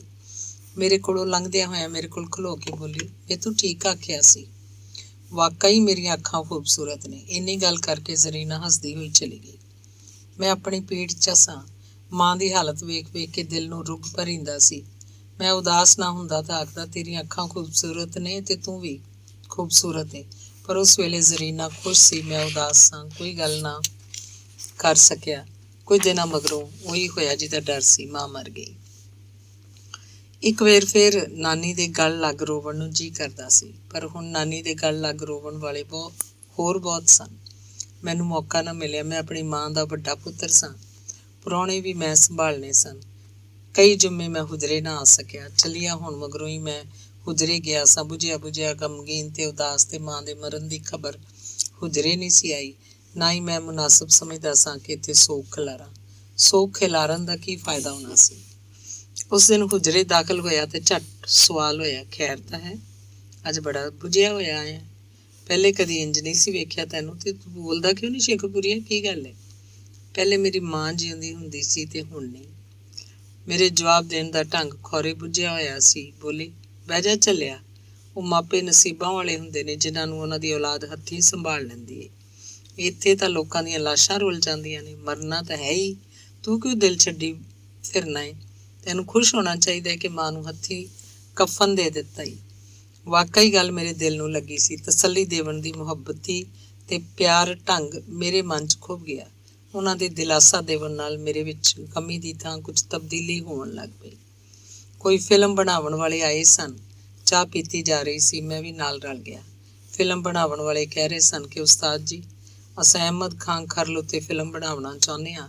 ਸਾਨੂੰ ਰੀਝ ਇਸ ਫਿਲਮ ਲਿਖਣ ਲਿਖਾਵਣ ਦਾ ਕੰਮ ਤੁਹਾਡੇ ਸਾਹਮਣੇ ਹੀ ਹੋਵੇ। ਸਾਡੀ ਖੁਸ਼ ਨਸੀਬੀ ਹੋ ਸੀ, ਖਰਚੇ ਦੀ ਕੋਈ ਚਿੰਤਾ ਨਹੀਂ। ਹੁਜਰੇ ਵਾਲਾ ਦਰਵੇਸ਼ ਮੁਸਕਰਾਇਆ, ਆਖਿਆ, ਨਹੀਂ, ਇਹ ਫਿਲਮ ਤੁਹਾਡੇ ਕੋਲੋਂ ਨਹੀਂ ਬਣ ਸਕਦੀ। ਕਿਉਂ ਸ਼ੇਖੂਪੁਰੀਆ, ਤੇਰਾ ਕੀ ਖਿਆਲ ਹੈ? ਉਹਨਾਂ ਮੈਨੂੰ ਵੀ ਗੱਲ 'ਚ ਸ਼ਾਮਲ ਕਰ ਲਿਆ। ਮੈਂ ਤਾਂ ਚਾਹੁੰਦਾ ਸੀ ਫਿਲਮ ਦਾ ਕੰਮ ਮਿਲੇ। ਮੇਰੇ ਪੁਰਾਣੇ ਜਜ਼ਬੇ ਫੇਰ ਜਾਗ ਪਏ ਸੀ। ਪਰ ਕੀ ਕਹਿਣਾ ਚਾਹੁੰਦਾ ਸੀ ਕਿ ਫਿਲਮ ਬਣ ਸਕਦੀ ਹੈ, ਪਰ ਨਹੀਂ। ਮੈਂ ਇਖਤਲਾਫ ਨਾ ਕੀਤਾ। ਆਖਿਆ, ਤੁਸੀਂ ਬਿਹਤਰ ਸਮਝਦੇ ਹੋ। ਫਿਲਮੀ ਲੋਕ ਬਜਿੱਦ ਸਨ ਕਿ ਸਾਡੀ ਰਹਿਨੁਮਾਈ ਕਰੋ। ਪਹਿਲੇ ਦੇਣਾ ਚਾਹੁੰਦੇ ਸਨ, ਪਰ ਹੁਜਰੇ ਵਾਲੇ ਸਾਫ਼ ਕਹਿ ਦਿੱਤਾ, ਤੁਹਾਡੇ ਕੋਲੋਂ ਇਹ ਫਿਲਮ ਨਹੀਂ ਬਣ ਸਕਦੀ। ਮੈਂ ਹੈਰਾਨ ਸਾਂ ਕਿ ਜਦੋਂ ਪੈਸੇ ਵੀ ਪਹਿਲੇ ਪਏ ਜਾਂਦੇ ਨੇ, ਫਿਲਮ ਬਣਾਉਣ ਲਈ ਤਿਆਰ ਹੋ ਕੇ ਆਏ ਨੇ, ਤੇ ਫਿਰ ਇਹਨਾਂ ਕੋਲੋਂ ਫਿਲਮ ਕਿਉਂ ਨਹੀਂ ਬਣ ਸਕਦੀ। ਪਰ ਡਾਕਟਰ ਪ੍ਰਿੰਸੀਪਲ ਵਾਲੀ ਗੱਲ ਮੈਨੂੰ ਯਾਦ ਸੀ। ਜਦ ਫਿਲਮੀ ਲੋਕ ਚਲੇ ਗਏ, ਮੈਂ ਪੁੱਛਿਆ, ਉਹਨਾਂ ਦਾ ਇਰਾਦਾ ਤਾਂ ਫਿਲਮ ਬਣਾਉਣ ਦਾ ਹੈ ਸੀ। ਸ਼ੇਖੂਪੁਰੀਆ, ਅਹਿਮਦ ਖਰਲ ਦੀ ਕਹਾਣੀ 'ਚ ਮਵਾਦ ਬਹੁਤ ਘੱਟ ਹੈ, ਪਰ ਅਸਾਂ ਮਵਾਦ ਬਣਾ ਸਕਦੇ ਹਾਂ। ਸਾਨੂੰ ਜਾਂਚ ਹੀ ਕਹਾਣੀ ਸਜਾਵਣ ਦੀ। ਮੈਂ ਆਖਿਆ, ਠੀਕ ਹੈ, ਉਹਨਾਂ ਆਖਿਆ, ਪਰ ਸਾਡੀ ਜਾਂਚ ਤੇ ਬਣਤਰ ਨੂੰ ਸਮਝਣ ਵਾਲੇ ਇਹ ਲੋਕ ਨਹੀਂ ਸੀ। ਜਦ ਸਾਰਾ ਕੁਝ ਉਹ ਸਾਡੇ ਤੇ ਪਾ ਰਹੇ ਸੀ, ਫਿਰ ਕੀ ਰਹਿ ਗਿਆ ਸੀ। ਮੈਂ ਚਾਹੁੰਦਾ ਸੀ ਫਿਲਮ ਬਣਾਈ ਜਾਵੇ, ਇਹ ਮੇਰੇ ਦਿਲ ਦੀ ਗੱਲ ਸੀ। ਮੇਰੇ ਸ਼ੌਕ ਤੇ ਕਾਹਲ ਨੂੰ ਵੇਖ ਕੇ ਉਸਤਾਦ ਜੀ ਮੁਸਕਰਾਏ। ਸ਼ੇਖੂਪੁਰੀਆ, ਪੈਸੇ ਵਾਲੇ ਲੋਕਾਂ ਨਾਲ ਅਜੇ ਤੀਕਰ ਤੇਰਾ ਵਾਹ ਨਹੀਂ ਪਿਆ। ਇਹ ਫਿਲਮ ਬਣਾਉਣ ਵਾਲੇ ਲੋਕ ਨਹੀਂ ਸਨ, ਸਿਰਫ ਇਆਸ਼ੀ ਲਈ ਫਿਲਮ ਬਣਾਉਣ ਟੁਰੇ ਸਨ। ਹੋ ਸਕਦਾ ਹੈ ਉਹਨਾਂ ਦੀ ਨੀਅਤ ਫਿਲਮ ਬਣਾਉਣ ਦੀ ਹੋਵੇ। ਮੈਂ ਗੱਲ ਮੁਕਾਉਣੀ ਨਹੀਂ ਸੀ ਚਾਹੁੰਦਾ। ਉਹ ਨਹੀਂ, ਉਹਨਾਂ ਦੀ ਗੁਫ਼ਤਗੂ ਹੀ ਫਿਲਮੀ ਨਹੀਂ ਸੀ। ਇਹ ਕੋਈ ਨਜਾਇਜ਼ ਕਾਰੋਬਾਰ ਕਰਨ ਵਾਲੇ ਚੌਧਰੀ ਕਿਸਮ ਦੇ ਲੋਕ ਜਾਪਦੇ ਸਨ। ਪਰ ਮੈਂ ਕੁਝ ਨਹੀਂ ਸੀ ਸਮਝ ਰਿਹਾ। ਮੈਨੂੰ ਇੱਕੋ ਗੱਲ ਸੁੱਝਦੀ ਸੀ ਕਿ ਕਿਸੇ ਨਾ ਕਿਸੇ ਤਰੀਕੇ ਫਿਲਮ ਬਣੇ। ਮੈਂ ਚੁੱਪ ਕਰ ਗਿਆ, ਪਰ ਮੇਰਾ ਅੰਦਰ ਵਾਲਾ ਗੱਲਾਂ ਕਰਦਾ ਜਾਂਦਾ ਸੀ। ਮਾਂ ਦਾ ਦੁੱਖ ਭੁੱਲ ਗਿਆ ਹੋਇਆ ਸੀ। ਮੇਰੇ ਚਿਹਰੇ ਨੂੰ ਖੌਰੇ ਉਤਾੜ ਗਏ। ਆਖਿਆ, ਚੱਲ ਜ਼ਰਾ ਫਿਲਮ ਵੇਖੀਏ। ਫਿਲਮ ਵੇਖਣ ਲਈ ਅਸਾਂ ਚਲੇ ਗਏ। ਫਿਲਮ ਖੌਰੇ ਉਹਨਾਂ ਮੇਰੀ ਉਦਾਸੀ ਦੂਰ ਕਰਨ ਲਈ ਵਿਖਾਈ ਸੀ ਜਾਂ ਉਹਨਾਂ ਨੂੰ ਆਪ ਸ਼ੌਕ ਹੋਇਆ ਸੀ, ਮੈਨੂੰ ਮਾਲੂਮ ਨਾ ਹੋਇਆ। ਜਦ ਫਿਲਮ ਵੇਖ ਕੇ ਹੁਜਰੇ ਪਰਤ ਆਏ, ਮੈਂ ਜਾਣ ਲੱਗਾ ਤਾਂ ਹੁਕਮ ਹੋਇਆ, ਪਰਸੋਂ ਸਵੇਰੇ ਸਵੇਰੇ ਆ ਜਾਈਂ। ਹਯਾਤ ਪਸਰੂਰੀ ਦੇ ਚੱਲਾਂਗੇ। ਜ਼ਰਾ ਉਸ ਮੌਲਵੀ ਨੂੰ ਤਾਂ ਮਿਲੀਏ ਜਿਹੜਾ ਪਸਰੂਰ ਰਹਿੰਦਾ ਹੈ।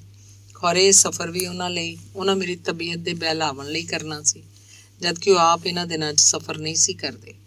ਤੀਜੇ ਦਿਨ ਮੈਂ ਸਵੇਰੇ ਸਵੇਰੇ ਹੁਜਰੇ ਅੱਪੜ ਗਿਆ। ਹੁਜਰੇ 'ਚ ਫਿਲਮੀ ਸ਼ਾਇਰ ਬੈਠਾ ਹੋਇਆ ਸੀ। ਉਸ ਵੀ ਨਾਲ ਹੀ ਜਾਣਾ ਸੀ। ਮੇਰੇ ਆਉਣ ਨਾਲ ਹੀ ਉੱਠ ਟੁਰੇ। ਹੁਜਰੇ ਵਾਲੇ ਦਰਵੇਸ਼ ਦੀ ਆਦਤ ਸੀ ਕਿ ਸਫ਼ਰ ਉੱਤੇ ਜਾਣ ਵੇਲੇ ਸਾਰਾ ਖਰਚਾ ਆਪ ਹੀ ਕਰਦੇ ਸਨ। ਆਪਣੇ ਨਾਲ ਦੇ ਨੂੰ ਖਰਚ ਨਾਲੋਂ ਬਹੁਤੇ ਪੈਸੇ ਫੜਾ ਦਿਆ ਕਰਦੇ ਸਨ, ਤਾਂ ਜੋ ਨਾਲ ਦੇ ਨੂੰ ਪੈਸਿਆਂ ਬਾਰੇ ਰਾਹ 'ਚ ਕੋਈ ਚਿੰਤਾ ਨਾ ਰਵੇ। ਇਸ ਵਾਰ ਉਹਨਾਂ ਆਪਣਾ ਬਟੂਆ ਫਿਲਮੀ ਸ਼ਾਇਰ ਦੇ ਹਵਾਲੇ ਕਰ ਦਿੱਤਾ। ਬਦਾਮੀ ਬਾਗ ਦੇ ਲਾਰੀ ਅੱਡੇ ਗਏ। ਹੌਕਰ ਕੰਡਕਟਰ ਸਾਨੂੰ ਚਿੰਬੜ ਗਏ। ਸਿਆਲਕੋਟ ਅਸੀਂ ਜਾਣਾ ਸੀ। ਬੱਸ ਸਾਡੇ ਕਹਿਣ ਦੀ ਦੇਰ ਸੀ, ਕਿਸੇ ਮੈਨੂੰ ਬਾਹੋਂ ਫੜ ਕੇ ਖਿੱਚ ਲਿਆ, ਕਿਸੇ ਫਿਲਮੀ ਸ਼ਾਇਰ ਨੂੰ ਧਰੂ ਲਿਆ ਤੇ ਕੁਝ ਹੁਜਰੇ ਵਾਲੇ ਨੂੰ ਖਿੱਚੀ ਫਿਰਦੇ ਸੀ। ਹਰ ਬੱਸ ਵਾਲੇ ਦੀ ਕੋਸ਼ਿਸ਼ ਆਪਣੀ ਆਪਣੀ ਬੱਸ ਵਾਸਤੇ ਸੀ, ਪਰ ਸਾਡਾ ਹਾਲ ਮੰਦਾ ਸੀ। ਬੜੀ ਮੁਸ਼ਕਿਲ ਨਾਲ ਅਸੀਂ ਤਿੰਨੇ ਇੱਕ ਬੱਸ 'ਚ ਬੈਠਣ 'ਚ ਕਾਮਯਾਬ ਹੋਏ। 4 ਸੀਟਾਂ ਦਾ ਕਿਰਾਇਆ ਦਿੱਤਾ ਸੀ। 2 ਸੀਟਾਂ ਤੇ ਸਾਡੇ ਉਸਤਾਦ ਬੈਠੇ ਸੀ। 2 ਸੀਟਾਂ ਉੱਤੇ ਮੈਂ ਤੇ ਫਿਲਮੀ ਸ਼ਾਇਰ। ਅੱਗੜ ਪਿੱਛੜ ਸੀਟਾਂ ਸਨ। ਅਸਾਂ ਆਪੋ ਆਪ ਵਿੱਚ ਨਿੱਕੀਆਂ ਨਿੱਕੀਆਂ ਗੱਲਾਂ ਵੀ ਕਰਦੇ ਸਾਂ। ਗੁਜਰਾਂ ਵਾਲੇ ਜਾ ਕੇ ਕੁਝ ਸਵਾਰੀਆਂ ਉਤਰੀਆਂ ਤੇ ਕੁਝ ਚੜ੍ਹੀਆਂ। ਨਵੀਆਂ ਸਵਾਰੀਆਂ ਕੋਲ ਇੱਕ ਗੋਲ ਮੋਟਾ ਤੇ ਗੋਰਾ ਚਿੱਟਾ ਬਾਲ ਵੀ ਸੀ। 4-5 ਸਾਲ ਦਾ ਮੁੰਡਾ ਬਹੁਤ ਪਿਆਰਾ ਲੱਗ ਰਿਹਾ ਸੀ। ਉਸਤਾਦ ਜੀ ਮੁੜ ਮੁੜ ਉਸ ਬਾਲ ਨੂੰ ਨਜ਼ਰਾਂ ਭਰ ਭਰ ਵੇਖਦੇ। ਸਾਡੀ ਨਾਲ ਦੀ ਸੀਟ ਉੱਤੇ ਉਹਦੀ ਮਾਂ ਉਹਨੂੰ ਲੈ ਕੇ ਬੈਠੀ ਸੀ। ਕਿਸੇ ਪਿੰਡ ਦੀ ਰਹਿਣ ਵਾਲੀ ਮਾਲੂਮ ਹੁੰਦੀ ਸੀ। ਬੱਸ ਚੱਲਦੀ ਗਈ। ਵਾਹਵਾ ਸਫ਼ਰ ਹੋ ਗਿਆ ਸੀ। ਅਗਲੇ ਸਟਾਪ ਤੇ ਇੱਕ ਕੁਲਫੀ ਵਾਲਾ ਬੱਸ ਤੇ ਸਵਾਰ ਹੋਇਆ। ਬਾਲ ਮੁੜ ਮੁੜ ਕੁਲਫੀ ਲਈ ਜ਼ਿੱਦ ਕਰਦਾ ਸੀ, ਪਰ ਉਹਦੀ ਗਰੀਬ ਮਾਂ ਉਹਨੂੰ ਕੁਲਫੀ ਲੈ ਕੇ ਨਹੀਂ ਸੀ ਦੇ ਰਹੀ। ਖੌਰੇ ਉਸ ਵਿਚਾਰੀ ਕੋਲ ਪੈਸੇ ਨਹੀਂ ਸਨ। ਹਰ ਵਾਰ ਬਾਲ ਨੂੰ ਝਿੜਕ ਦਿੰਦੀ, ਪਰ ਬਾਲ ਕੁਲਫੀ ਵਾਸਤੇ ਜ਼ਿੱਦ ਕਰਦਾ ਸੀ। ਮੈਂ ਵੀ ਫਿਲਮੀ ਸ਼ਾਇਰ ਨੂੰ ਆਖਿਆ, ਯਾਰ ਮੈਨੂੰ ਇੱਕ ਕੁਲਫੀ ਲੈ ਦੇ, ਮੇਰਾ ਦਿਲ ਕਰਦਾ। ਪਰ ਫਿਲਮੀ ਸ਼ਾਇਰ ਇਨਕਾਰ ਕਰਦਿਆਂ ਆਖਿਆ, ਮੇਰੇ ਕੋਲ ਪੈਸੇ ਅਮਾਨਤ ਨੇ, ਮੈਂ ਫਜ਼ੂਲ ਖਰਚ ਨਹੀਂ ਕਰ ਸਕਦਾ। ਮੈਂ ਵੀ ਉਸ ਬਾਲ ਵਾਂਗ ਜਿੱਦ ਫੜ ਲਈ, ਕੁਲਫੀ ਲੈ ਕੇ ਦੇ। ਫਿਲਮੀ ਸ਼ਾਇਰ ਵੀ ਗਰੀਬ ਮਾਂ ਬਣ ਗਿਆ ਤੇ ਝਾੜਨ ਲੱਗ ਪਿਆ। ਹੁਜਰੇ ਵਾਲਾ ਕੋਈ ਦੇਰ ਸਾਡੀ ਬਹਿਸ ਸੁਣਦਾ ਰਿਹਾ, ਫਿਰ ਫਿਲਮੀ ਸ਼ਾਇਰ ਨੂੰ ਗੁੱਸੇ ਨਾਲ ਆਖਿਆ, ਉਹ ਕਾਹਨੂੰ ਸੱਪ ਬਣ ਕੇ ਬਹਿ ਗਿਆ ਏ, ਲੈ ਦੇ ਕੁਲਫੀ ਸ਼ੇਖੂਪੁਰੇ ਨੂੰ ਤੇ ਇੱਕ ਉਸ ਮੋਟੇ ਬਾਲ ਨੂੰ।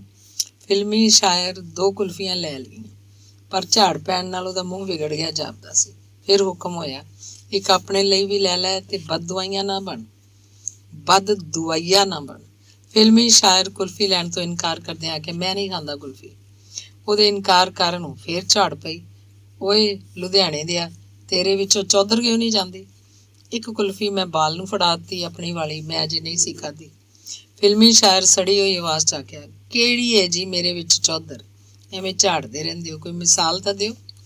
ਇਹ ਘੱਟ ਮਿਸਾਲ ਹੈ ਚੌਧਰੀ ਕਿ ਉਸਤਾਦ ਦੀ ਗੱਲ ਉੱਤੇ ਵਿਸਪਿਆ ਘੋਲਦਾ ਹੈ।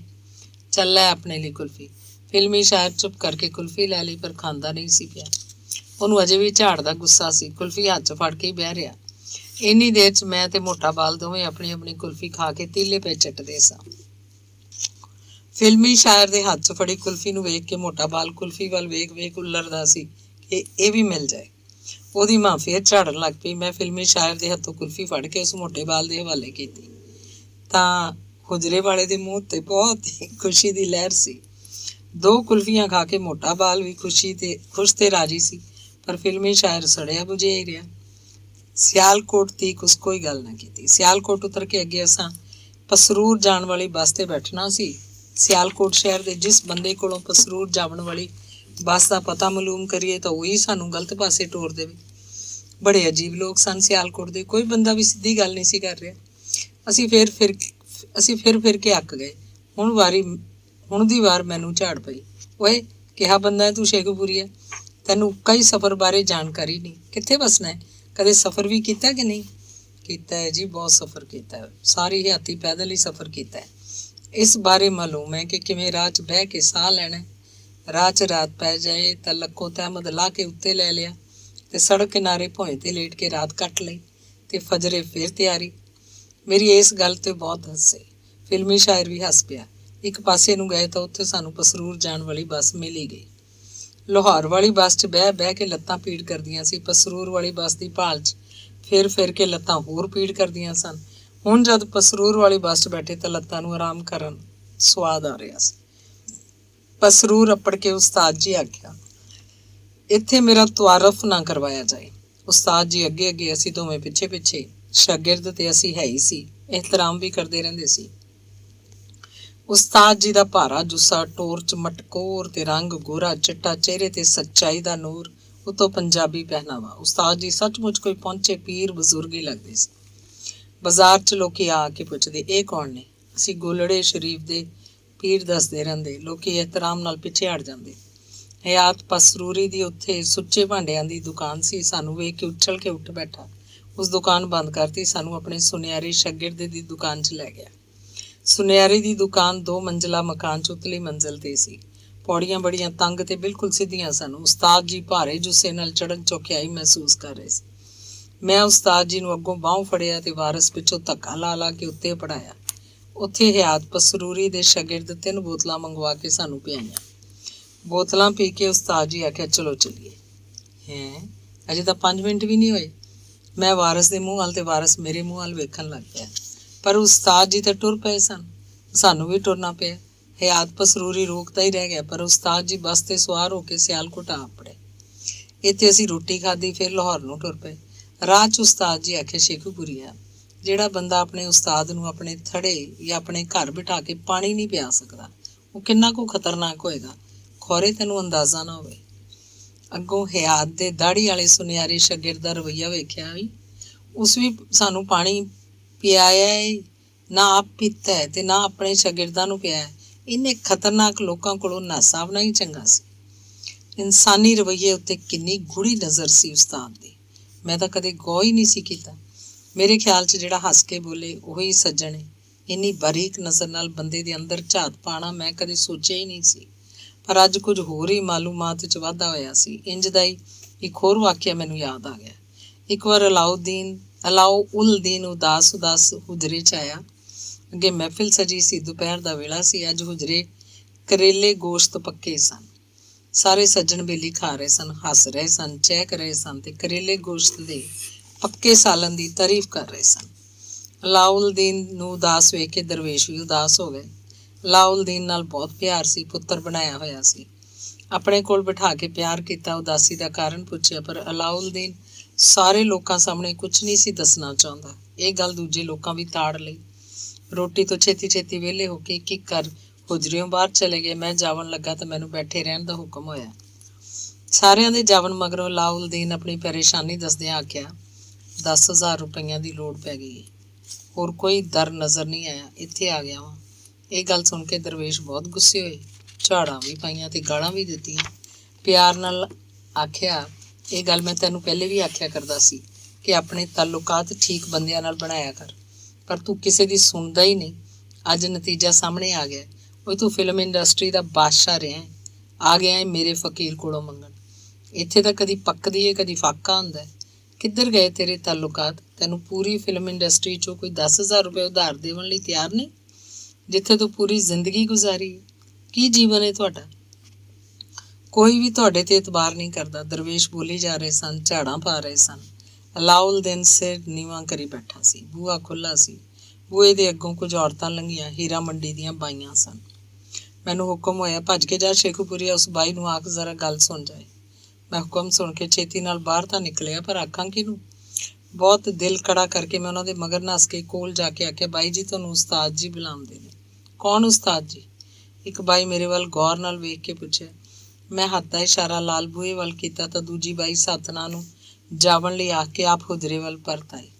ਖੌਰੇ ਬਾਈਆਂ ਸੈਲ ਕਰਕੇ ਆਈਆਂ ਸਨ ਜਾਂ ਕਿਸੇ ਹੋਰ ਰੌਣਕ ਮੇਲੇ ਜਾਂ ਕਿਸੇ ਤਕਰੀਬ ਦੇ ਵਾਪਸ ਪਰਤ ਕੇ ਆ ਰਹੀਆਂ ਸਨ, ਪਰ ਸਾਰੀਆਂ ਬਹੁਤ ਖੁਸ਼ ਸਨ। ਉਸ ਬਾਈ ਬੂਹੇ ਵਿੱਚੋਂ ਇਸਲਾਮ ਕਰਕੇ ਪੁੱਛਿਆ, ਜੀ ਉਸਤਾਦ ਜੀ ਕੀ ਹੁਕਮ ਹੈ?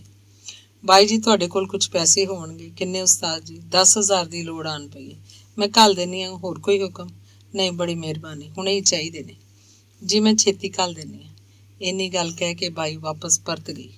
ਮੈਂ ਹੈਰਾਨ ਸਾਂ, ਇੰਨੀ ਛੇਤੀ ਇੰਨੇ ਇਤਬਾਰ ਨਾਲ ਗੱਲ ਹੋਈ ਹੈ ਜਿਹੜੀ ਮੇਰੀ ਸਮਝ ਤੋਂ ਹੀ ਬਾਹਰ ਸੀ। ਫਿਰ ਗੁਰੂ ਅਲਾਉਲ-ਦੀਨ ਨੇ ਆਖਿਆ, ਇਹ ਹੁੰਦਾ ਹੀ ਇਤਬਾਰ। ਵੇਖ, ਉਸ ਬਾਈ ਨੂੰ ਪਤਾ ਹੈ ਮੈਂ ਫਾਕੇ ਰਹਿਣਾ ਵਾਂ, ਫੇਰ ਵੀ ਇਤਬਾਰ ਕਰਦੀ ਹੈ। 10,000 ਕੋਈ ਮਾਮੂਲੀ ਗੱਲ ਨਹੀਂ। ਅਲਾਉਲ-ਦੀਨ ਹੌਲੀ ਹੌਲੀ ਆਖਿਆ, ਮੈਂ ਤੇ ਲੋਕਾਂ ਉੱਤੇ ਇਤਬਾਰ ਕਰਨਾ ਵਾਂ, ਲੋਕ ਹੀ ਨਹੀਂ ਸਮਝਦੇ। ਲੋਕਾਂ ਦਾ ਕੋਈ ਕਸੂਰ ਨਹੀਂ, ਤੈਨੂੰ ਪਰਖ ਨਹੀਂ, ਤੂੰ ਖੁਸ਼ਾਮਦੀਆਂ ਨੂੰ ਯਾਰ ਸਮਝ ਲੈਣਾ। ਦਰਵੇਸ਼ ਆਖਿਆ, ਹੀ ਤੇਰੀ ਭੁੱਲ ਏ, ਤੂੰ ਆਪਣੀ ਤਾਰੀਫ ਸੁਣ ਕੇ ਸਭ ਕੁਝ ਲੁਟਾ ਦਿੰਦਾ। ਇੰਜ ਦੀਆਂ ਹੀ ਕੁਝ ਹੋਰ ਗੱਲਾਂ ਹੋਈਆਂ। ਦਰਵੇਸ਼ ਇੱਕ ਪੈਗ ਫੜਾ ਕੇ ਆਖਿਆ, ਲੈ ਪੀ, ਤੈਨੂੰ ਕੁਝ ਹੋਸ਼ ਆਵੇ, ਐਵੇਂ ਮਰਦਾ ਹੀ ਜਾਂਦਾ। ਅਲਾਉਲ-ਦੀਨ ਸ਼ਰਾਬ ਨੂੰ ਕੁੱਟ-ਕੁੱਟ ਕਰਕੇ ਪੀਵਣ ਲੱਗ ਪਿਆ। ਝੱਟ ਮਗਰੋਂ ਬਾਈ ਵੱਲੋਂ ਇੱਕ ਬੰਦਾ ਪੈਸੇ ਲੈ ਆਇਆ। ਉਸ ਦਰਵੇਸ਼ ਨੂੰ ਬੜੇ ਅਦਬ ਨਾਲ ਫੜਾ ਕੇ ਬਾਈ ਵੱਲੋਂ ਸਲਾਮ ਆਖਿਆ ਤੇ ਪਿਛਲੇ ਪੈਰੀ ਬੂਹਿਆਂ ਬਾਹਰ ਨਿਕਲ ਗਿਆ। ਉਂਝ ਦੇ ਉਂਝ ਪੈਸੇ ਦਰਵੇਸ਼ ਅਲਾਉਲ-ਦੀਨ ਨੂੰ ਫੜਾ ਦਿੱਤੇ। ਅਲਾਉਲ-ਦੀਨ ਝੱਟ ਕਰਕੇ ਗਲਾਸ ਖਾਲੀ ਕੀਤਾ ਤੇ ਸਲਾਮ ਕਰਕੇ ਬਾਹਰ ਨਿਕਲ ਗਿਆ। ਉਹਦੇ ਜਾਵਨ ਮਗਰੋਂ ਦਰਵੇਸ਼ ਬਹੁਤ ਹੱਸਿਆ। ਵੇਖ ਸ਼ੇਖੂਪੁਰੀਆ, ਇਹ ਮੇਰਾ ਪੁੱਤਰ ਬਣਿਆ ਹੋਇਆ ਏ। ਕਿੰਨਾ ਉਦਾਸ ਆਇਆ। ਪੈਸੇ ਹੱਥ ਲੱਗੇ, 1 ਮਿੰਟ ਵੀ ਨਹੀਂ ਬੈਠਾ। ਗੌਰ ਕਰ, ਕਿੰਨਾ ਦੁਸ਼ਮਣ ਏ ਪੈਸਾ ਇਨਸਾਨੀ ਜਜ਼ਬਿਆਂ ਦਾ ਤੇ ਸੱਚੀਆਂ ਕਦਰਾਂ ਦਾ। ਕਈ ਹੋਰ ਗੱਲਾਂ ਵੀ ਐਸੀਆਂ ਹੋਈਆਂ ਜਿਹਦੇ ਨਾਲ ਮੈਨੂੰ ਕੁਝ ਸਮਝਣ ਤੇ ਸੋਚਣ ਦਾ ਮੌਕਾ ਮਿਲਿਆ। ਉਹਨਾਂ ਦੱਸਿਆ, ਇੱਕ ਵਾਰ ਲਾਹੌਰ ਰੇਡੀਓ ਸਟੇਸ਼ਨ ਉੱਤੇ ਮੁਸ਼ਾਇਰਾ ਸੀ।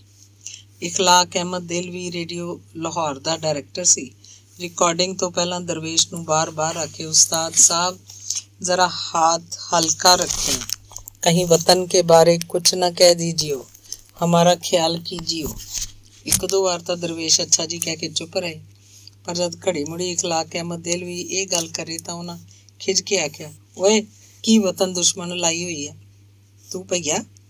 ਮੈਂ ਇਸੇ ਧਰਤੀ ਦਾ ਜੰਮ ਪਾਲਾ ਹੈ, ਧਰਤੀ ਮੇਰੀ ਮਾਂ ਹੈ। ਭਲਾ ਕੋਈ ਆਪਣੀ ਮਾਂ ਦਾ ਦੁਸ਼ਮਣ ਵੀ ਹੋ ਸਕਦਾ? ਅਸਲ ਵਤਨ ਦੁਸ਼ਮਣ ਦਾ ਤੇ ਤੂੰ ਹੈ, ਜਿਹੜਾ ਅਜੇ ਤੀਕਰ ਆਪਣੇ ਨਾਂ ਦੇ ਨਾਲ ਦਿਲ ਵੀ ਚਮੇੜੀ ਬੈਠਾ ਹੈ। ਭਈਆ, ਤੇਰੇ ਦਿਮਾਗ 'ਚੋਂ ਦਿੱਲੀ ਨਿਕਲਦੀ ਨਹੀਂ ਪਈ। ਵਤਨ ਦੁਸ਼ਮਣ ਮੈਨੂੰ ਆਖਦਾ, ਬੇਸ਼ਰਮਾ। ਦਰਵੇਸ਼ ਕੋਲੋਂ ਖਰੀ ਖਰੀ ਤੇ ਸਾਫ਼ ਝਾੜ ਖਾ ਕੇ ਮੁੜ ਇਖਲਾਕ ਅਹਿਮਦ ਦਿਲ ਵੀ ਉੱਧਰ ਮੂੰਹ ਨਾ ਕੀਤਾ। ਵਾਹ, ਕਿੰਨੀ ਸੋਹਣੀ ਤੇ ਸੱਚੀ ਤਸ਼ਰੀਹ ਸੀ ਵਤਨ ਦੁਸ਼ਮਣੀ ਦੀ, ਤੇ ਕਿੰਨਾ ਬੇਨਿਆਜ਼ ਸੀ ਮੇਰਾ ਉਸਤਾਦ। ਇਸ ਜਵਾਬ ਵਜੋਂ ਮੁਸ਼ਾਇਰਾ ਪੜ੍ਹਨ ਤੋਂ ਰੋਕਿਆ ਵੀ ਜਾ ਸਕਦਾ ਸੀ, ਪਰ ਦਰਵੇਸ਼ ਕੁਝ ਪਰਵਾਹ ਨਾ ਕੀਤੀ। ਇੱਕ ਦਿਨ ਹੁਜਰੇ 'ਚ ਇੱਕ ਅਮੀਰਾਂ ਦਾ ਪੁੱਤਰ ਆਇਆ। ਗੁਲਬਰਗ ਰਹਿੰਦਾ ਸੀ। ਬਹੁਤ ਸੋਹਣਾ ਤੇ ਮਲੂਕ ਜਿਹਾ ਮੁੰਡਾ ਸੀ। ਉਸ ਲੰਮੀ ਸਾਰੀ ਕਾਰ ਬਾਹਰ ਖਿਲਾਰੀ ਤੇ ਅੰਦਰ ਆ ਕੇ ਗੁਜ਼ਾਰਿਸ਼ ਕੀਤੀ, ਉਸਤਾਦ ਜੀ, ਸਾਡੇ ਕੁਝ ਮਿਲਣ ਵਾਲੇ ਇੰਗਲੈਂਡ ਤੋਂ ਆਏ ਨੇ, ਤੁਹਾਨੂੰ ਸੁਣਨਾ ਚਾਹੁੰਦੇ ਨੇ। ਇਹ ਲਓ 2,000 ਰੁਪਏ ਤੇ ਨਾਲ ਚੱਲੋ। ਉਸ ਪੈਸੇ ਦਰਵੇਸ਼ ਦੇ ਹੱਥ 'ਚ ਦੇ ਦਿੱਤੇ। ਦਰਵੇਸ਼ ਪੈਸੇ ਫੜ ਕੇ ਬੋਝੇ 'ਚ ਰੱਖ ਲਏ ਤੇ ਆਖਿਆ, ਤੁਸੀਂ ਜਾਓ ਤੇ ਮੈਂ ਆ ਜਾਣਾ ਵਾਂ। ਅਮੀਰ ਮੁੰਡਾ ਜ਼ਿੱਦ ਕਰੇ ਕਿ ਨਾਲ ਹੀ ਲੈ ਕੇ ਜਾਣਾ। ਬਾਹਰ ਕਾਰ ਖਲੋਤੀ ਹੈ, ਤੁਸੀਂ ਤਿਆਰ ਹੋ ਜਾਓ। ਦਰਵੇਸ਼ ਆਖਿਆ, ਤੁਸੀਂ ਜਾਓ, ਮੈਂ ਆ ਜਾਸਾਂ। ਪਰ ਅਮੀਰ ਮੁੰਡਾ ਜ਼ਿੱਦ ਕਰਕੇ ਬੈਠ ਰਿਹਾ। ਕਿਤਾਬਾਂ ਨਾਲ ਹੁਜਰਾ ਭਰਿਆ ਸੀ, ਮਹਿਕ ਖਿਲ ਰਹੀ ਸੀ ਕਿਤਾਬਾਂ ਦੀ ਮਹਿਕ। ਅਮੀਰ ਮੁੰਡੇ ਨੂੰ ਬੁਰੀ ਲੱਗ ਰਹੀ ਸੀ। ਬੋਲਿਆ, ਉਸਤਾਦ ਜੀ, ਕਿਤਾਬਾਂ ਵਿੱਚੋਂ ਤੁਹਾਨੂੰ ਬੋ ਨਹੀਂ ਆਉਂਦੀ? ਉਸਤਾਦ ਜੀ ਕੁਝ ਨਾ ਬੋਲੇ। ਅਮੀਰ ਮੁੰਡਾ ਕੁਰਸੀ ਤੇ ਆਰਾਮ ਨਾਲ ਨਹੀਂ ਸੀ ਬੈਠ ਰਿਹਾ, ਉਹਨੂੰ ਖੌਰੇ ਖਟਮਲ ਵੱਢਦੇ ਸਨ। ਆਪਣੇ ਪਿੰਡੇ ਤੇ ਹੱਥ ਫੇਰਦੇ ਆਖਿਆ, ਉਸਤਾਦ ਜੀ, ਤੁਹਾਨੂੰ ਖਟਮਲ ਨਹੀਂ ਵੱਢਦੇ? ਬੜਾ ਗੰਦਾ ਮਾਹੌਲ ਹੈ ਇੱਥੇ, ਛੇਤੀ ਕਰੋ, ਨਿਕਲੀਏ ਇੱਥੋਂ। ਅਮੀਰ ਮੁੰਡੇ ਦੀਆਂ ਗੱਲਾਂ ਸੁਣ ਕੇ ਦਰਵੇਸ਼ ਬੋਝੇ 'ਚੋਂ 2,000 ਰੁਪਏ ਵਾਪਸ ਪਰਤਾ ਕੇ ਆਖਿਆ, ਜੇ ਕਿਸੇ ਨੂੰ ਤੇਰੇ ਪੈਸੇ ਤੇ ਤੇਰੀ ਕਾਰ ਦੀ ਲੋੜ ਨਾ ਹੋਵੇ, ਨਾ ਹੀ ਤੇਰੇ ਨਾਲ ਕੋਈ ਲਗਾਅ ਹੋਵੇ, ਫਿਰ ਤੇਰਾ ਕੀ ਮੁੱਲ ਹੈ? ਨਿਕਲ ਜਾ ਇੱਥੋਂ, ਮੈਂ ਤਾਂ ਇੱਥੇ ਹੀ ਰਹਿਣਾ। ਅਮੀਰ ਮੁੰਡਾ 25 ਹੁੰਦਾ ਨਿਕਲ ਗਿਆ, ਪਰ ਮੈਂ ਉਸਤਾਦ ਜੀ ਦੀ ਬੇਪਰਵਾਹੀ ਤੇ ਹੈਰਾਨ ਸੀ। ਆਖਰੀ ਦਿਨਾਂ 'ਚ ਟੀਵੀ ਉੱਤੇ ਇੰਟਰਵਿਊ ਹੋਇਆ। ਨਈਮ ਬੁਖਾਰੀ ਪੁੱਛਿਆ, ਉਸਤਾਦ ਜੀ ਤੁਸੀਂ ਸ਼ਾਇਰ ਨਾ ਹੁੰਦੇ ਤਾਂ ਕੀ ਹੁੰਦਾ? ਦਰਵੇਸ਼ ਆਖਿਆ, ਨਾ, ਮੈਂ ਸ਼ਾਇਰ ਕਿਉਂ ਨਾ ਹੁੰਦਾ, ਮੈਂ ਜਦ ਵੀ ਹੁੰਦਾ ਸ਼ਾਇਰ ਹੀ ਹੁੰਦਾ। ਬੜੇ ਇਤਮਾਦ ਨਾਲ ਆਖਿਆ, ਸੁਣੋ, ਕੁਦਰਤ ਦੇ ਕਾਰਖਾਨੇ 'ਚ ਇੱਕ ਵੇਲੇ ਇੱਕ ਚੀਜ਼ ਹੀ ਬਣਦੀ ਹੈ, ਮੁੜ ਕੇ ਉਹ ਚੀਜ਼ ਨਹੀਂ ਬਣ ਸਕਦੀ। ਨਈਮ ਬੁਖਾਰੀ ਦਾ ਅਗਲਾ ਸਵਾਲ ਸੀ, ਸੁਣਿਆ ਲੋਹਾਰੀਏ ਖਾਂਦੇ ਬਹੁਤ ਨੇ, ਇਹਦੀ ਕੀ ਵਜ੍ਹਾ ਹੈ? ਦਰਵੇਸ਼ ਆਖਿਆ, ਨਾ, ਕੋਈ ਨਹੀਂ ਖਾਂਦੇ। ਦਰਵੇਸ਼ ਉਸ ਵੇਲੇ ਬੁਖਾਰ 'ਚ ਸਨ ਤੇ ਤਬੀਅਤ ਉੱਤੇ ਜ਼ਬਰ ਕਰਕੇ ਜਵਾਬ ਦੇ ਰਹੇ ਸਨ। ਨਈਮ ਬੁਖਾਰੀ ਸਵਾਲ ਕੀਤਾ, ਉਸਤਾਦ ਜੀ ਦੁਕਾਨਾਂ ਉੱਤੇ ਖਾਣ ਪੀਣ ਦਾ ਵਾਧੂ ਸਮਾਨ ਭਰਿਆ ਹੁੰਦਾ, ਤੁਸੀਂ ਕਹਿੰਦੇ ਹੋ ਕਿ ਖਾਂਦੇ ਕੋਈ ਨਹੀਂ, ਕੀ ਮਤਲਬ ਹੋਇਆ? ਜੇ ਖਾਂਦੇ ਹੋਣ ਤਾਂ ਦੁਕਾਨਾਂ ਭਰੀਆਂ ਹੀ ਰਹਿਣ। ਦਰਵੇਸ਼ ਹੱਸਦਿਆਂ ਹੋਇਆ ਆਖਿਆ, ਸਾਰਾ ਸ਼ਹਿਰ ਆਲੂ ਛੋਲੇ ਖਾ ਕੇ ਗੁਜ਼ਾਰਾ ਕਰਦਾ, ਬਹੁਤ ਤੰਗ ਨੇ ਲੋਕ। ਇਹੋ ਜਿਹੀਆਂ ਬਹੁਤ ਗੱਲਾਂ ਤੇ ਸਵਾਲ ਜਵਾਬ ਹੋਏ, ਜਿਨ੍ਹਾਂ ਰਾਹੀਂ ਮੈਨੂੰ ਮਾਲੂਮ ਹੋਇਆ ਕਿ ਲਾਹੌਰ ਅੰਦਰੋਂ ਹੋਰ ਤੇ ਬਾਹਰੋਂ ਹੋਰ ਜਾਪਦਾ ਹੈ। ਦਰਵੇਸ਼ ਦੀ ਬੇਨਿਆਜ਼ੀ ਤੇ ਸਬਰ ਵੀ ਮੈਨੂੰ ਬਹੁਤ ਮੁਤਾਸਰ ਕੀਤਾ। ਅੰਗ 34ਵਾਂ। ਅਦਬੀ ਤਨਕੀਦੀ ਇਕੱਠਾਂ 'ਚ ਫੇਰ ਜਾਵਣ ਲੱਗ ਪਿਆ ਸਾਂ। ਤਕਨੀਦ ਲਈ ਮੈਂ ਕੁਝ ਹੋਰ ਕਹਾਣੀਆਂ ਵੀ ਪੜ੍ਹੀਆਂ। ਹਰ ਇਕੱਠ 'ਚ ਸ਼ੌਕ ਤੇ ਰੀਝ ਨਾਲ ਜਾਂਦਾ ਸੀ। ਉੱਥੇ ਕੁਝ ਦੋਸਤਾਂ ਮੈਨੂੰ ਸਲਾਹ ਦਿੱਤੀ, ਤੂੰ ਕੋਈ ਨਾਵਲ ਲਿਖ, ਪੰਜਾਬੀ ਜ਼ੁਬਾਨ ਨੂੰ ਨਾਵਲਾਂ ਦੀ ਬਹੁਤ ਲੋੜ ਹੈ। ਤੇ ਮੈਂ ਕੀ ਜਾਣਾ ਨਾਵਲ ਕਿੰਝ ਲਿਖੀਦਾ, ਮੈਂ ਨਾਵਲ ਕਿੱਥੇ ਲਿਖ ਸਕਦਾ? ਮੈਂ ਦੋਸਤਾਂ ਦੀ ਗੱਲ ਚਿਰੀ ਗੌਲੀ। ਮੈਂ ਨਾਵਲ ਪੜ੍ਹੇ ਬਥੇਰੇ ਸੀ, ਪਰ ਆਪ ਲਿਖਣ ਬਾਰੇ ਕਦੀ ਸੋਚਿਆ ਹੀ ਨਹੀਂ ਸੀ। ਨਾਵਲ ਲਿਖਣਾ ਕਿਸੇ ਵੱਡੇ ਇਲਮ ਦੇ ਬੰਦੇ ਦਾ ਕੰਮ ਹੈ, ਇਹੀ ਮੇਰੀ ਸੋਚ ਸੀ। ਇਸ ਲਈ ਮੇਰਾ ਖਿਆਲ ਨਾਵਲ ਵੱਲ ਨਾ ਗਿਆ। ਇੱਕ ਦਿਨ ਹੁਜਰੇ 'ਚ ਦੁਨੀਆ ਦੇ ਅਜ਼ੀਮ ਨਾਵਲਾਂ ਬਾਰੇ ਗੱਲਾਂ ਹੋ ਰਹੀਆਂ ਸੀ। ਇੱਕ ਪ੍ਰੋਫੈਸਰ ਆਇਆ ਸੀ। ਪ੍ਰੋਫੈਸਰ ਦੁਨੀਆ ਦੇ ਵਧੀਆ ਨਾਵਲਾਂ ਦੀਆਂ ਵਧੀਆ ਗੱਲਾਂ ਪਿਆ ਕਰਦਾ ਸੀ। ਖੌਰੇ ਉਸ ਪ੍ਰੋਫੈਸਰ ਦਾ ਕਿੰਨਾ ਕੁ ਮੁਤਾਲਾ ਸੀ। ਦੁਨੀਆ ਜਹਾਨ ਦੇ ਨਾਵਲਾਂ ਬਾਰੇ ਬਹੁਤ ਮਾਲੂਮਾਤ ਸੀ ਉਹਦੇ ਕੋਲ। ਹੁਜਰੇ ਵਾਲਾ ਵੀ ਖੌਰੇ ਸਾਰੇ ਨਾਵਲਾਂ ਬਾਰੇ ਜਾਣਦਾ ਸੀ। ਇੱਕ ਇੱਕ ਨਾਵਲ ਬਾਰੇ ਬੜੇ ਵੇਰਵੇ ਨਾਲ ਗੱਲ ਪਈ ਹੁੰਦੀ। ਸਗੋਂ ਹੁਜਰੇ ਵਾਲੇ ਪ੍ਰੋਫੈਸਰ ਨਾਲੋਂ ਵੀ ਵੱਧ ਨਾਵਲਾਂ ਬਾਰੇ ਗੱਲਾਂ ਕੀਤੀਆਂ। ਉਹਨਾਂ ਦੋਵਾਂ ਦੀ ਗੱਲਬਾਤ ਦਾ ਸਿੱਟਾ ਇਹ ਨਿਕਲਿਆ ਕਿ ਉਰਦੂ ਜ਼ਬਾਨ 'ਚ ਕਿਸੇ ਅਜ਼ੀਮ ਨਾਵਲ ਦੀ ਤਖਲੀਕ ਨਹੀਂ ਹੋਈ। ਹਾਂ, ਉਮਰਾਓ ਜਾਨ ਅਦਾ ਨੂੰ ਅਸੀਂ ਬਹੁਤ ਬਿਹਤਰ ਨਾਵਲ ਕਹਿ ਸਕਦੇ ਹਾਂ, ਹੋਰ ਕੁਝ ਨਹੀਂ। ਦੋਵੇਂ ਸਿਆਣੇ ਇਸ ਨੁਕਤੇ ਤੇ ਮੁਤਫਿਕ ਸਨ ਕਿ ਅਜ਼ੀਮ ਤਖਲੀਕ ਸਿਰਫ ਮਾਦਰੀ ਜ਼ਬਾਨ 'ਚ ਹੀ ਹੋ ਸਕਦੀ ਹੈ, ਕਿਸੇ ਉਪਰੀ ਤੋਂ ਮੰਗਵੀ ਜ਼ਬਾਨ 'ਚ ਨਹੀਂ। ਮੇਰੇ ਲਈ ਇਹ ਗੱਲਬਾਤ ਬਹੁਤ ਖੁਸ਼ੀ ਤੇ ਹੌਸਲੇ ਵਾਲੀ ਸੀ। ਨਾਵਲਾਂ ਬਾਰੇ ਗੱਲ ਸੁਣ ਕੇ ਮੈਨੂੰ ਮੇਰਾ ਅੰਦਰਲਾ ਕਹਿ ਰਿਹਾ ਸੀ ਕਿ ਤੂੰ ਨਾਵਲ ਨਹੀਂ ਲਿਖ ਸਕਦਾ। ਜਦੋਂ ਪ੍ਰੋਫੈਸਰ ਚਲਾ ਗਿਆ, ਮੈਂ ਨਾਵਲ ਬਾਰੇ ਗੱਲ ਕਰਦਿਆਂ ਆਖਿਆ, ਕੁਝ ਦੋਸਤਾਂ ਮੈਨੂੰ ਨਾਵਲ ਲਿਖਣ ਦੀ ਸਲਾਹ ਦਿੱਤੀ ਹੈ, ਪਰ ਮੈਨੂੰ ਤਾਂ ਲਿਖਣ ਦੀ ਜਾਚ ਕੋਈ ਨਹੀਂ, ਇਸ ਲਈ ਮੈਂ ਉਹਨਾਂ ਦੀ ਗੱਲ ਉੱਤੇ ਕੋਈ ਧਿਆਨ ਨਹੀਂ ਦਿੱਤਾ। ਜੇ ਤੇਰਾ ਦਿਲ ਕਰਦਾ ਹੈ ਤਾਂ ਲਿਖ, ਜਾਚ ਵੀ ਆ ਜਾਸੀ। ਤੈਨੂੰ ਨਾਵਲ ਮੈਂ ਪੜ੍ਹਾਏ ਤਾਂ ਬਥੇਰੇ ਨੇ। ਹਾਂਜੀ, ਮੈਂ ਨਾਵਲ ਕਾਫੀ ਪੜ੍ਹ ਲਏ ਨੇ, ਪਰ ਪੜ੍ਹਨਾ ਹੋਰ ਚੀਜ਼ ਹੈ, ਲਿਖਣਾ ਹੋਰ ਚੀਜ਼। ਇਸੇ ਲਈ ਮੈਂ ਨਾਵਲ ਲਿਖਣ ਨੂੰ ਹੱਥ ਨਹੀਂ ਪਾ ਰਿਹਾ। ਮੈਨੂੰ ਇਹ ਕੰਮ ਬਹੁਤ ਭਾਰਾ ਜਾਪਦਾ ਹੈ। ਬਿਲਕੁਲ ਠੀਕ ਤੂੰ ਆਖਣਾ ਹੈ ਤਾਂ ਬਹੁਤ ਭਾਰਾ ਕੰਮ। ਲਿਖਣ ਦੀਆਂ ਸਾਰੀਆਂ ਸਿਨਫਾਂ ਵਿੱਚੋਂ ਨਾਵਲ ਮੁਸ਼ਕਿਲ ਸਿਨਫ ਹੈ, ਪਰ ਲਿਖਣ ਵਾਲੇ ਲਿਖ ਲੈਂਦੇ ਨੇ, ਲੋਕ ਪਏ ਲਿਖਦੇ ਨੇ। ਮੇਰਾ ਖਿਆਲ ਹੈ ਤੂੰ ਗੌਰ ਕਰੇ ਤਾਂ ਲਿਖ ਲਏਗਾ। ਤੂੰ ਲਿਖ, ਅੱਲਾ ਦਾ ਨਾਂ ਲੈ ਕੇ ਸ਼ੁਰੂ ਕਰ ਦੇ। ਮੈਂ ਸ਼ੁਰੂ ਕਰ ਦਿਆਂ? ਮੈਂ ਹੈਰਾਨੀ ਨਾਲ ਪੁੱਛਿਆ, ਤੁਹਾਡੇ ਖਿਆਲ 'ਚ ਮੈਂ ਲਿਖ ਲਾਂਗਾ? ਹਾਂ, ਮੇਰਾ ਖਿਆਲ ਹੈ ਤੂੰ ਨਾਵਲ ਲਿਖ ਸਕਦਾ, ਜੇ ਤਵੱਜੋ ਕਰੇ ਤਾਂ, ਪਰ ਲਿਖੀ ਆਪਣੀ ਵਸੇਬ ਤੇ ਰਹਿਤਲ ਵਿੱਚੋਂ, ਕੋਈ ਮਸਨੂਈ ਚੌਖਟਾ ਨਾ ਕੜੀ।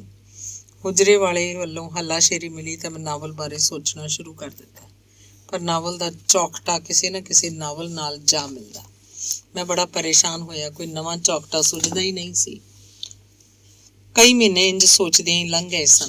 ਇੱਕ ਦਿਨ ਫਿਰ ਹੁਜਰੇ 'ਚ ਹੋਣ ਵਾਲੀ ਗੁਫ਼ਤਗੂ 'ਚੋਂ ਕੁਝ ਟੋਟੇ ਮੇਰੇ ਕੰਨਾਂ 'ਚ ਅੜ ਕੇ ਰਹਿ ਗਏ ਕਿ ਦੁਨੀਆ ਦਾ ਬਹੁਤ ਅਦਬ ਜਵਾਨੀ ਤੇ ਇਸ਼ਕ ਤੋਂ ਸ਼ੁਰੂ ਹੋ ਕੇ ਸ਼ਾਦੀ ਵਿਆਹ ਜਾਂ ਮੌਤ ਦੇ ਵਿਛੋੜੇ ਉੱਤੇ ਜਾ ਕੇ ਮੁੱਕ ਜਾਂਦਾ ਹੈ, ਜਦਕਿ ਜ਼ਿੰਦਗੀ ਦੀਆਂ ਔਕੜਾਂ ਤਾਂ ਸ਼ਾਦੀ ਵਿਆਹ ਤੋਂ ਮਗਰੋਂ ਸ਼ੁਰੂ ਹੁੰਦੀਆਂ ਨੇ। ਇਹੀ ਗੱਲ ਮੇਰੇ ਦਿਲ ਨੂੰ ਲੱਗੀ।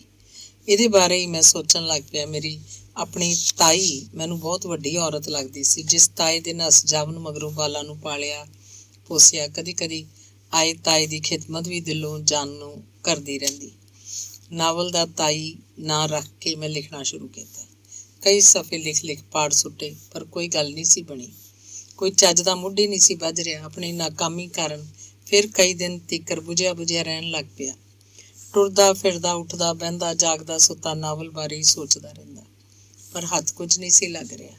ਉਹਨਾਂ ਦਿਨਾਂ 'ਚ ਵਾਰਿਸ ਸ਼ਾਹ ਦੇ ਖਿਲਾਫ ਕਿਸੇ ਕੁੜੀ ਨੇ ਮਜ਼ਬੂਨ ਲਿਖ ਕੇ ਸਾਬਤ ਕਰਨ ਦੀ ਕੋਸ਼ਿਸ਼ ਕੀਤੀ ਕਿ ਵਾਰਿਸ ਸ਼ਾਹ ਸਾਡੇ ਸਮਾਜ ਦੀ ਝੋਲੀ 'ਚ ਖੋਟਾ ਸਿੱਕਾ ਹੈ। ਉਹਦੇ ਜਵਾਬ 'ਚ ਬਹੁਤ ਸਾਰਿਆਂ ਅਦੀਬਾਂ ਵਾਰਿਸ ਸ਼ਾਹ ਦੀ ਹਿਮਾਇਤ ਵਿੱਚ ਲਿਖ ਕੇ ਸਾਬਤ ਕਰਨ ਦੀ ਕੋਸ਼ਿਸ਼ ਕੀਤੀ ਕਿ ਵਾਰਿਸ ਸ਼ਾਹ ਇਸਲਾਮੀ ਰਹਿਤਲ ਤੇ ਸਮਾਜ ਦੇ ਪੱਲੇ ਤੇ ਹੀਰਾ ਹੈ, ਜਿਹਦੇ ਤੇ ਜਿੰਨਾ ਮਾਣ ਕਰੀਏ ਘੱਟ ਹੈ। ਕਾਫੀ ਦਿਨਾਂ ਤੋਂ ਬਹਿਸ ਚੱਲ ਰਹੀ ਸੀ। ਲਿਖਣ ਵਾਲੇ ਦਾ ਸਾਰਾ ਜ਼ੋਰ ਇਸ ਗੱਲ ਤੇ ਸੀ ਕਿ ਵਾਰਿਸ ਸ਼ਾਹ ਮੁਸਲਮਾਨ ਰਾਂਝੇ ਨੂੰ ਹਿੰਦੂ ਬਾਲਨਾਥ ਦੇ ਕੋਲ ਜੋਗ ਵਾਸਤੇ ਘੱਲ ਕੇ ਆਪਣੀ ਇਸਲਾਮ ਦੁਸ਼ਮਣੀ ਦਾ ਸਬੂਤ ਦਿੱਤਾ ਹੈ।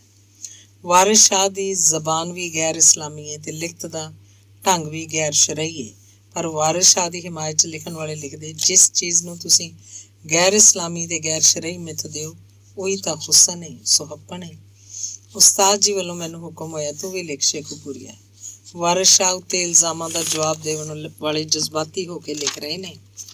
ਅਸਲੀ ਬਹਿਸ ਤਾਂ ਹੋਣੀ ਹੋਰ ਚਾਹੀਦੀ ਸੀ। ਇਸਲਾਮੀ ਤੇ ਗੈਰ ਇਸਲਾਮੀ ਵਾਲੀਆਂ ਤੁਹਮਤਾਂ ਨੂੰ ਜ਼ਰਾ ਹੇਰਵੇ ਨਾਲ ਲਿਖਣਾ ਚਾਹੀਦਾ। ਮੈਂ ਤਾਂ ਕਦੇ ਮਜ਼ਬੂਨ ਨਹੀਂ ਲਿਖਿਆ, ਨਾ ਹੀ ਮੈਨੂੰ ਕੋਈ ਸਮਝ ਹੈ। ਇਹ ਲਿਖਣਾ ਪੈਣਾ ਹੈ, ਪਤਾ ਲੱਗੇ ਤੈਨੂੰ ਵਾਰਿਸ ਸ਼ਾਹ ਤੇ ਆਪਣੀ ਰਹਿਤਲ ਨਾਲ ਕਿੰਨੀ ਕੁ ਮੁਹੱਬਤ ਹੈ। ਅੱਗੇ ਨਾਵਲ ਦੀ ਸਮਝ ਨਹੀਂ ਸੀ ਆ ਰਹੀ, ਹੁਣ ਮਜ਼ਬੂਨ ਗਲ ਪੈ ਗਿਆ। ਬਕੌਲ ਵਾਰਿਸ ਅਸਾਂ ਜੱਟ ਹਾਂ ਨਾੜੀਆਂ ਕਰਨ ਵਾਲੇ, ਅਸਾਂ ਤੋਂ ਕਚਕੜੇ ਕਦੋਂ ਪੁਰੋਵਣੇ ਨਹੀਂ। ਨਾਵਲ ਤਾਂ ਮੈਂ ਕੁਝ ਪੜ੍ਹੇ ਸਨ, ਪਰ ਮਜ਼ਬੂਨ ਮੈਂ ਕਦੇ ਵੀ ਕੋਈ ਦਿਲੋਂ ਸ਼ੌਕ ਨਾਲ ਨਹੀਂ ਸੀ ਪੜ੍ਹਿਆ, ਨਾ ਹੀ ਕਦੇ ਕਿਸੇ ਮਜ਼ਮੂਨ ਨੂੰ ਸਮਝਣ ਦੀ ਕੋਸ਼ਿਸ਼ ਕੀਤੀ ਸੀ। ਹੁਜਰੇ 'ਚੋਂ ਹੁਕਮ ਜਾਰੀ ਹੋਇਆ ਕਿ ਤੂੰ ਲਿਖ, ਤੂੰ ਐਵੇਂ ਢਿੱਗੀ ਢਾਹ ਬੈਠਾ ਹੈ। ਮੈਂ ਵਾਹੀ ਵਾਹਣ ਵਾਲਾ ਬੰਦਾ, ਕਹੀ ਦੇ ਨਾਲ ਭੋਏ ਫੇਣ ਵਾਲਾ ਕਿੱਥੇ ਆ ਵਸਿਆ ਸੀ। ਮੈਂ ਸੋਚਿਆ ਚੱਲ ਛੱਡੋ ਹੀ ਮਨਾ, ਇਸ ਫਿਲਮ ਦੇ ਰੋਗ ਨੂੰ ਹੀ ਛੱਡ ਦੇ, ਤੂੰ ਕਿਹੜਾ ਅਦੀਬ ਹੈ। ਪਰ ਨਹੀਂ, ਮੇਰਾ ਅੰਦਰਲਾ ਅੱਗੇ ਟੁਰਨਾ ਚਾਹੁੰਦਾ ਸੀ। ਮੇਰਾ ਅੰਦਰਲਾ ਵੀ ਹੁੱਜਾ ਮਾਰਦਾ ਕਿ ਲਿਖ। ਬਹੁਤ ਸੋਚ ਕੇ ਪਾਗਲ ਲੱਗਦਾ ਸਾਂ, ਕੀ ਲਿਖਾਂ, ਸ਼ੁਰੂ ਕਿੱਥੋਂ ਕਰਾਂ, ਖਤਮ ਕਿੱਥੋਂ ਸੀ। ਵੱਡਾ ਸਵਾਲ ਤਾਂ ਇਹ ਸੀ ਕਿ ਵਾਰਿਸ ਸ਼ਾਹ ਉੱਤੇ ਲੱਗੀਆਂ ਤੁਹਮਤਾਂ ਦੇ ਵਿਰੁੱਧ ਲਿਖਾਂ ਕੀ। ਵਾਰਿਸ ਸ਼ਾਹ ਪੰਜਾਬੀ ਦਾ ਮਾਣ ਹੈ, ਪੰਜਾਬੀ ਜ਼ਬਾਨ ਦਾ ਵਾਰਿਸ ਹੈ, ਸ਼ਾਨ ਹੈ। ਇਹ ਸਾਰਾ ਕੁਝ ਸੱਜਣ ਬੇਲੀ ਲਿਖ ਰਹੇ ਨੇ, ਮੈਂ ਕੀ ਲਿਖਾਂ। ਬਸ ਇਹ ਸਵਾਲ ਕਿੰਨੇ ਦਿਨ ਮੈਨੂੰ ਪਰੇਸ਼ਾਨ ਕਰਦਾ ਰਿਹਾ। ਆਖਰ ਸੋਚ ਕੇ ਇੱਕ ਤੁੱਕਾ ਲਾਇਆ ਕਿ ਵਾਰਿਸ ਸ਼ਾਹ ਮੁਸਲਮਾਨ ਰਾਂਝੇ ਨੂੰ ਜੋਗ ਵਾਸਤੇ ਬਾਲਕਨਾਥ ਦੇ ਟਿੱਲੇ ਤੇ ਘੱਲ ਕੇ ਇਸਲਾਮ ਦੀ ਹਿਮਾਇਤ ਕੀਤੀ ਹੈ। ਹਿੰਦੂ ਜੋਗੀਆ ਫਲਸਫੇ ਦੀ ਨਿੰਦਿਆ ਕਰਵਾਈ ਤੇ ਮੁਸਲਮਾਨ ਫਕੀਰ ਕੋਲੋਂ। ਹਿੰਦੂ ਜੋਗੀਆ ਫਲਸਫੇ ਵਿੱਚ ਔਰਤ ਕੋਲੋਂ ਦੂਰ ਰਹਿਣਾ ਇੱਕ ਇਬਾਦਤ ਹੈ, ਜਦੋਂ ਕਿ ਇਸਲਾਮੀ ਫਲਸਫੇ ਵਿੱਚ ਔਰਤ ਦੇ ਨੇੜੇ ਰਹਿਣਾ ਇਬਾਦਤ ਹੈ। ਵਾਰਿਸ ਸ਼ਾਹ ਰਾਂਝੇ ਦੇ ਮੂੰਹੋਂ ਹਿੰਦੂ ਜੋਗੀਆ ਫਲਸਫੇ ਦੀ ਖੂਬ ਨਿੰਦਿਆ ਕਰਵਾਈ। ਆਖਰ ਔਰਤ ਕੋਲੋਂ ਦੂਰ ਰਹਿਣ ਵਾਲੇ ਜੋਗੀ ਕੋਲੋਂ ਹੀ ਹੀਰ ਵਾਸਤੇ ਦੁਆ ਕਰਵਾਈ ਤੇ ਜੋਗ ਵੀ ਲਈ। ਇੰਝ ਵਾਰਿਸ ਸ਼ਾਹ ਦਾ ਇਹ ਰਵੱਈਆ ਤਾਂ ਸਲਾਹੁਣ ਯੋਗ ਹੈ। ਸਾਨੂੰ ਇਹਨਾਂ ਲੀਹਾਂ ਉੱਤੇ ਅੱਗੋਂ ਗੱਲ ਟੋਰਨੀ ਚਾਹੀਦੀ ਹੈ। ਇਹੋ ਜਿਹੇ ਮਤਨ ਵਾਲਾ ਮਜ਼ਮੂਨ ਮੈਂ ਝਕਦਿਆਂ ਹੋਇਆਂ ਹੁਜਰੇ ਆ ਸੁਣਾਇਆ। ਹੁਜਰੇ ਵਾਲਾ ਬਹੁਤ ਖੁਸ਼ ਹੋਇਆ ਤੇ ਸ਼ਾਬਾਸ਼ ਦੇ ਕੇ ਆਖਿਆ, ਸ਼ੇਖੂਪੁਰੀਆ ਹੁਣ ਤੂੰ ਕੁਝ ਸੋਚਣ ਜੋਗਾ ਹੋ ਗਿਆ। ਇਹ ਮਜ਼ਮੂਨ ਸਾਫ਼ ਕਰਕੇ ਲਿਖ ਲਿਆ, ਅਖਬਾਰ 'ਚ ਘੱਲ ਦਿਆਂਗੇ। ਮੇਰਾ ਹੌਸਲਾ ਵੱਧ ਗਿਆ ਸੀ। ਮੈਂ ਮਜ਼ਮੂਨ ਨੂੰ ਹੋਰ ਸਾਫ਼ ਕਰਕੇ ਲਿਖ ਲਿਆਂਦਾ, ਪਰ ਉਸ ਵੇਲੇ ਤੀਕਰ ਅਖਬਾਰਾਂ ਵਾਲਿਆਂ ਵਾਰਿਸ ਸ਼ਾਹ ਉੱਤੇ ਚਲਦੀ ਬਹਿਸ ਨੂੰ ਮੁਕਾ ਛੱਡਿਆ ਸੀ। ਆਪਣੀ ਮਿਹਨਤ ਦੇ ਜ਼ਾਇਆ ਹੋਣ ਦਾ ਮੈਨੂੰ ਬਹੁਤ ਦੁੱਖ ਹੋਇਆ, ਪਰ ਹੁਜਰੇ ਵੱਲੋਂ ਹੁਕਮ ਹੋਇਆ ਮਜ਼ਮੂਨ ਨੂੰ ਤਨਕੀਦੀ ਇਕੱਠ 'ਚ ਪੜ੍ਹ ਦੇ। ਅਗਲੀ ਵਾਰ ਉਹ ਮਜ਼ਮੂਨ ਮੈਂ ਤਨਕੀਦ ਲਈ ਇਕੱਠ 'ਚ ਪੜ੍ਹ ਦਿੱਤਾ। ਮਜ਼ਮੂਨ ਨਾਪਸੰਦ ਕੀਤਾ ਗਿਆ। ਮੈਂ ਬੜਾ ਮਾਯੂਸ ਹੋਇਆ। ਇੰਨੀ ਖੇਚਲ ਤੇ ਲਗਨ ਨਾਲ ਲਿਖਿਆ ਮਜ਼ਮੂਨ ਨਾਪਸੰਦ ਕਰਨ ਵਾਲਿਆਂ ਇੱਕ ਪਲ ਵੀ ਨਹੀਂ ਲਾਇਆ। ਮੈਂ ਰੋਵਣ ਹਾਕਾ ਸਾਂ, ਮੇਰੇ ਅੰਦਰੋਂ ਅੰਦਰ ਹੀ ਅੱਥਰੂ ਕਿਰਦੇ ਸਨ। ਹੁਜਰੇ ਆ ਕੇ ਸਾਰਾ ਕੁਝ ਦੱਸਿਆ, ਮੈਂ ਆਪ ਹੀ ਫਿੱਸ ਪਿਆ। ਮੈਂ ਅੰਦਰੋਂ ਰੋਂਦਾ ਸਾਂ। ਮੈਂ ਤੇ ਪਹਿਲਾਂ ਹੀ ਆਖਦਾ ਸੀ, ਉਸਤਾਦ ਜੀ ਮੈਨੂੰ ਮਜ਼ਮੂਨ ਲਿਖਣ ਦੀ ਜਾਚ ਨਹੀਂ, ਪਰ ਤੁਸਾਂ ਮੈਨੂੰ। ਮੈਂ ਅੱਗੇ ਕੁਝ ਨਹੀਂ ਬੋਲਿਆ। ਮੇਰੀ ਹਾਲਤ ਤੇ ਗੁੱਸਾ ਵੇਖ ਕੇ ਉਹਨਾਂ ਆਖਿਆ, ਓਏ ਝੱਲਿਆ, ਦਿਲ ਨਹੀਂ ਛੱਡੀਦਾ, ਤੇਰਾ ਲਿਖਿਆ ਮਜ਼ਮੂਨ ਮਾੜਾ ਨਹੀਂ।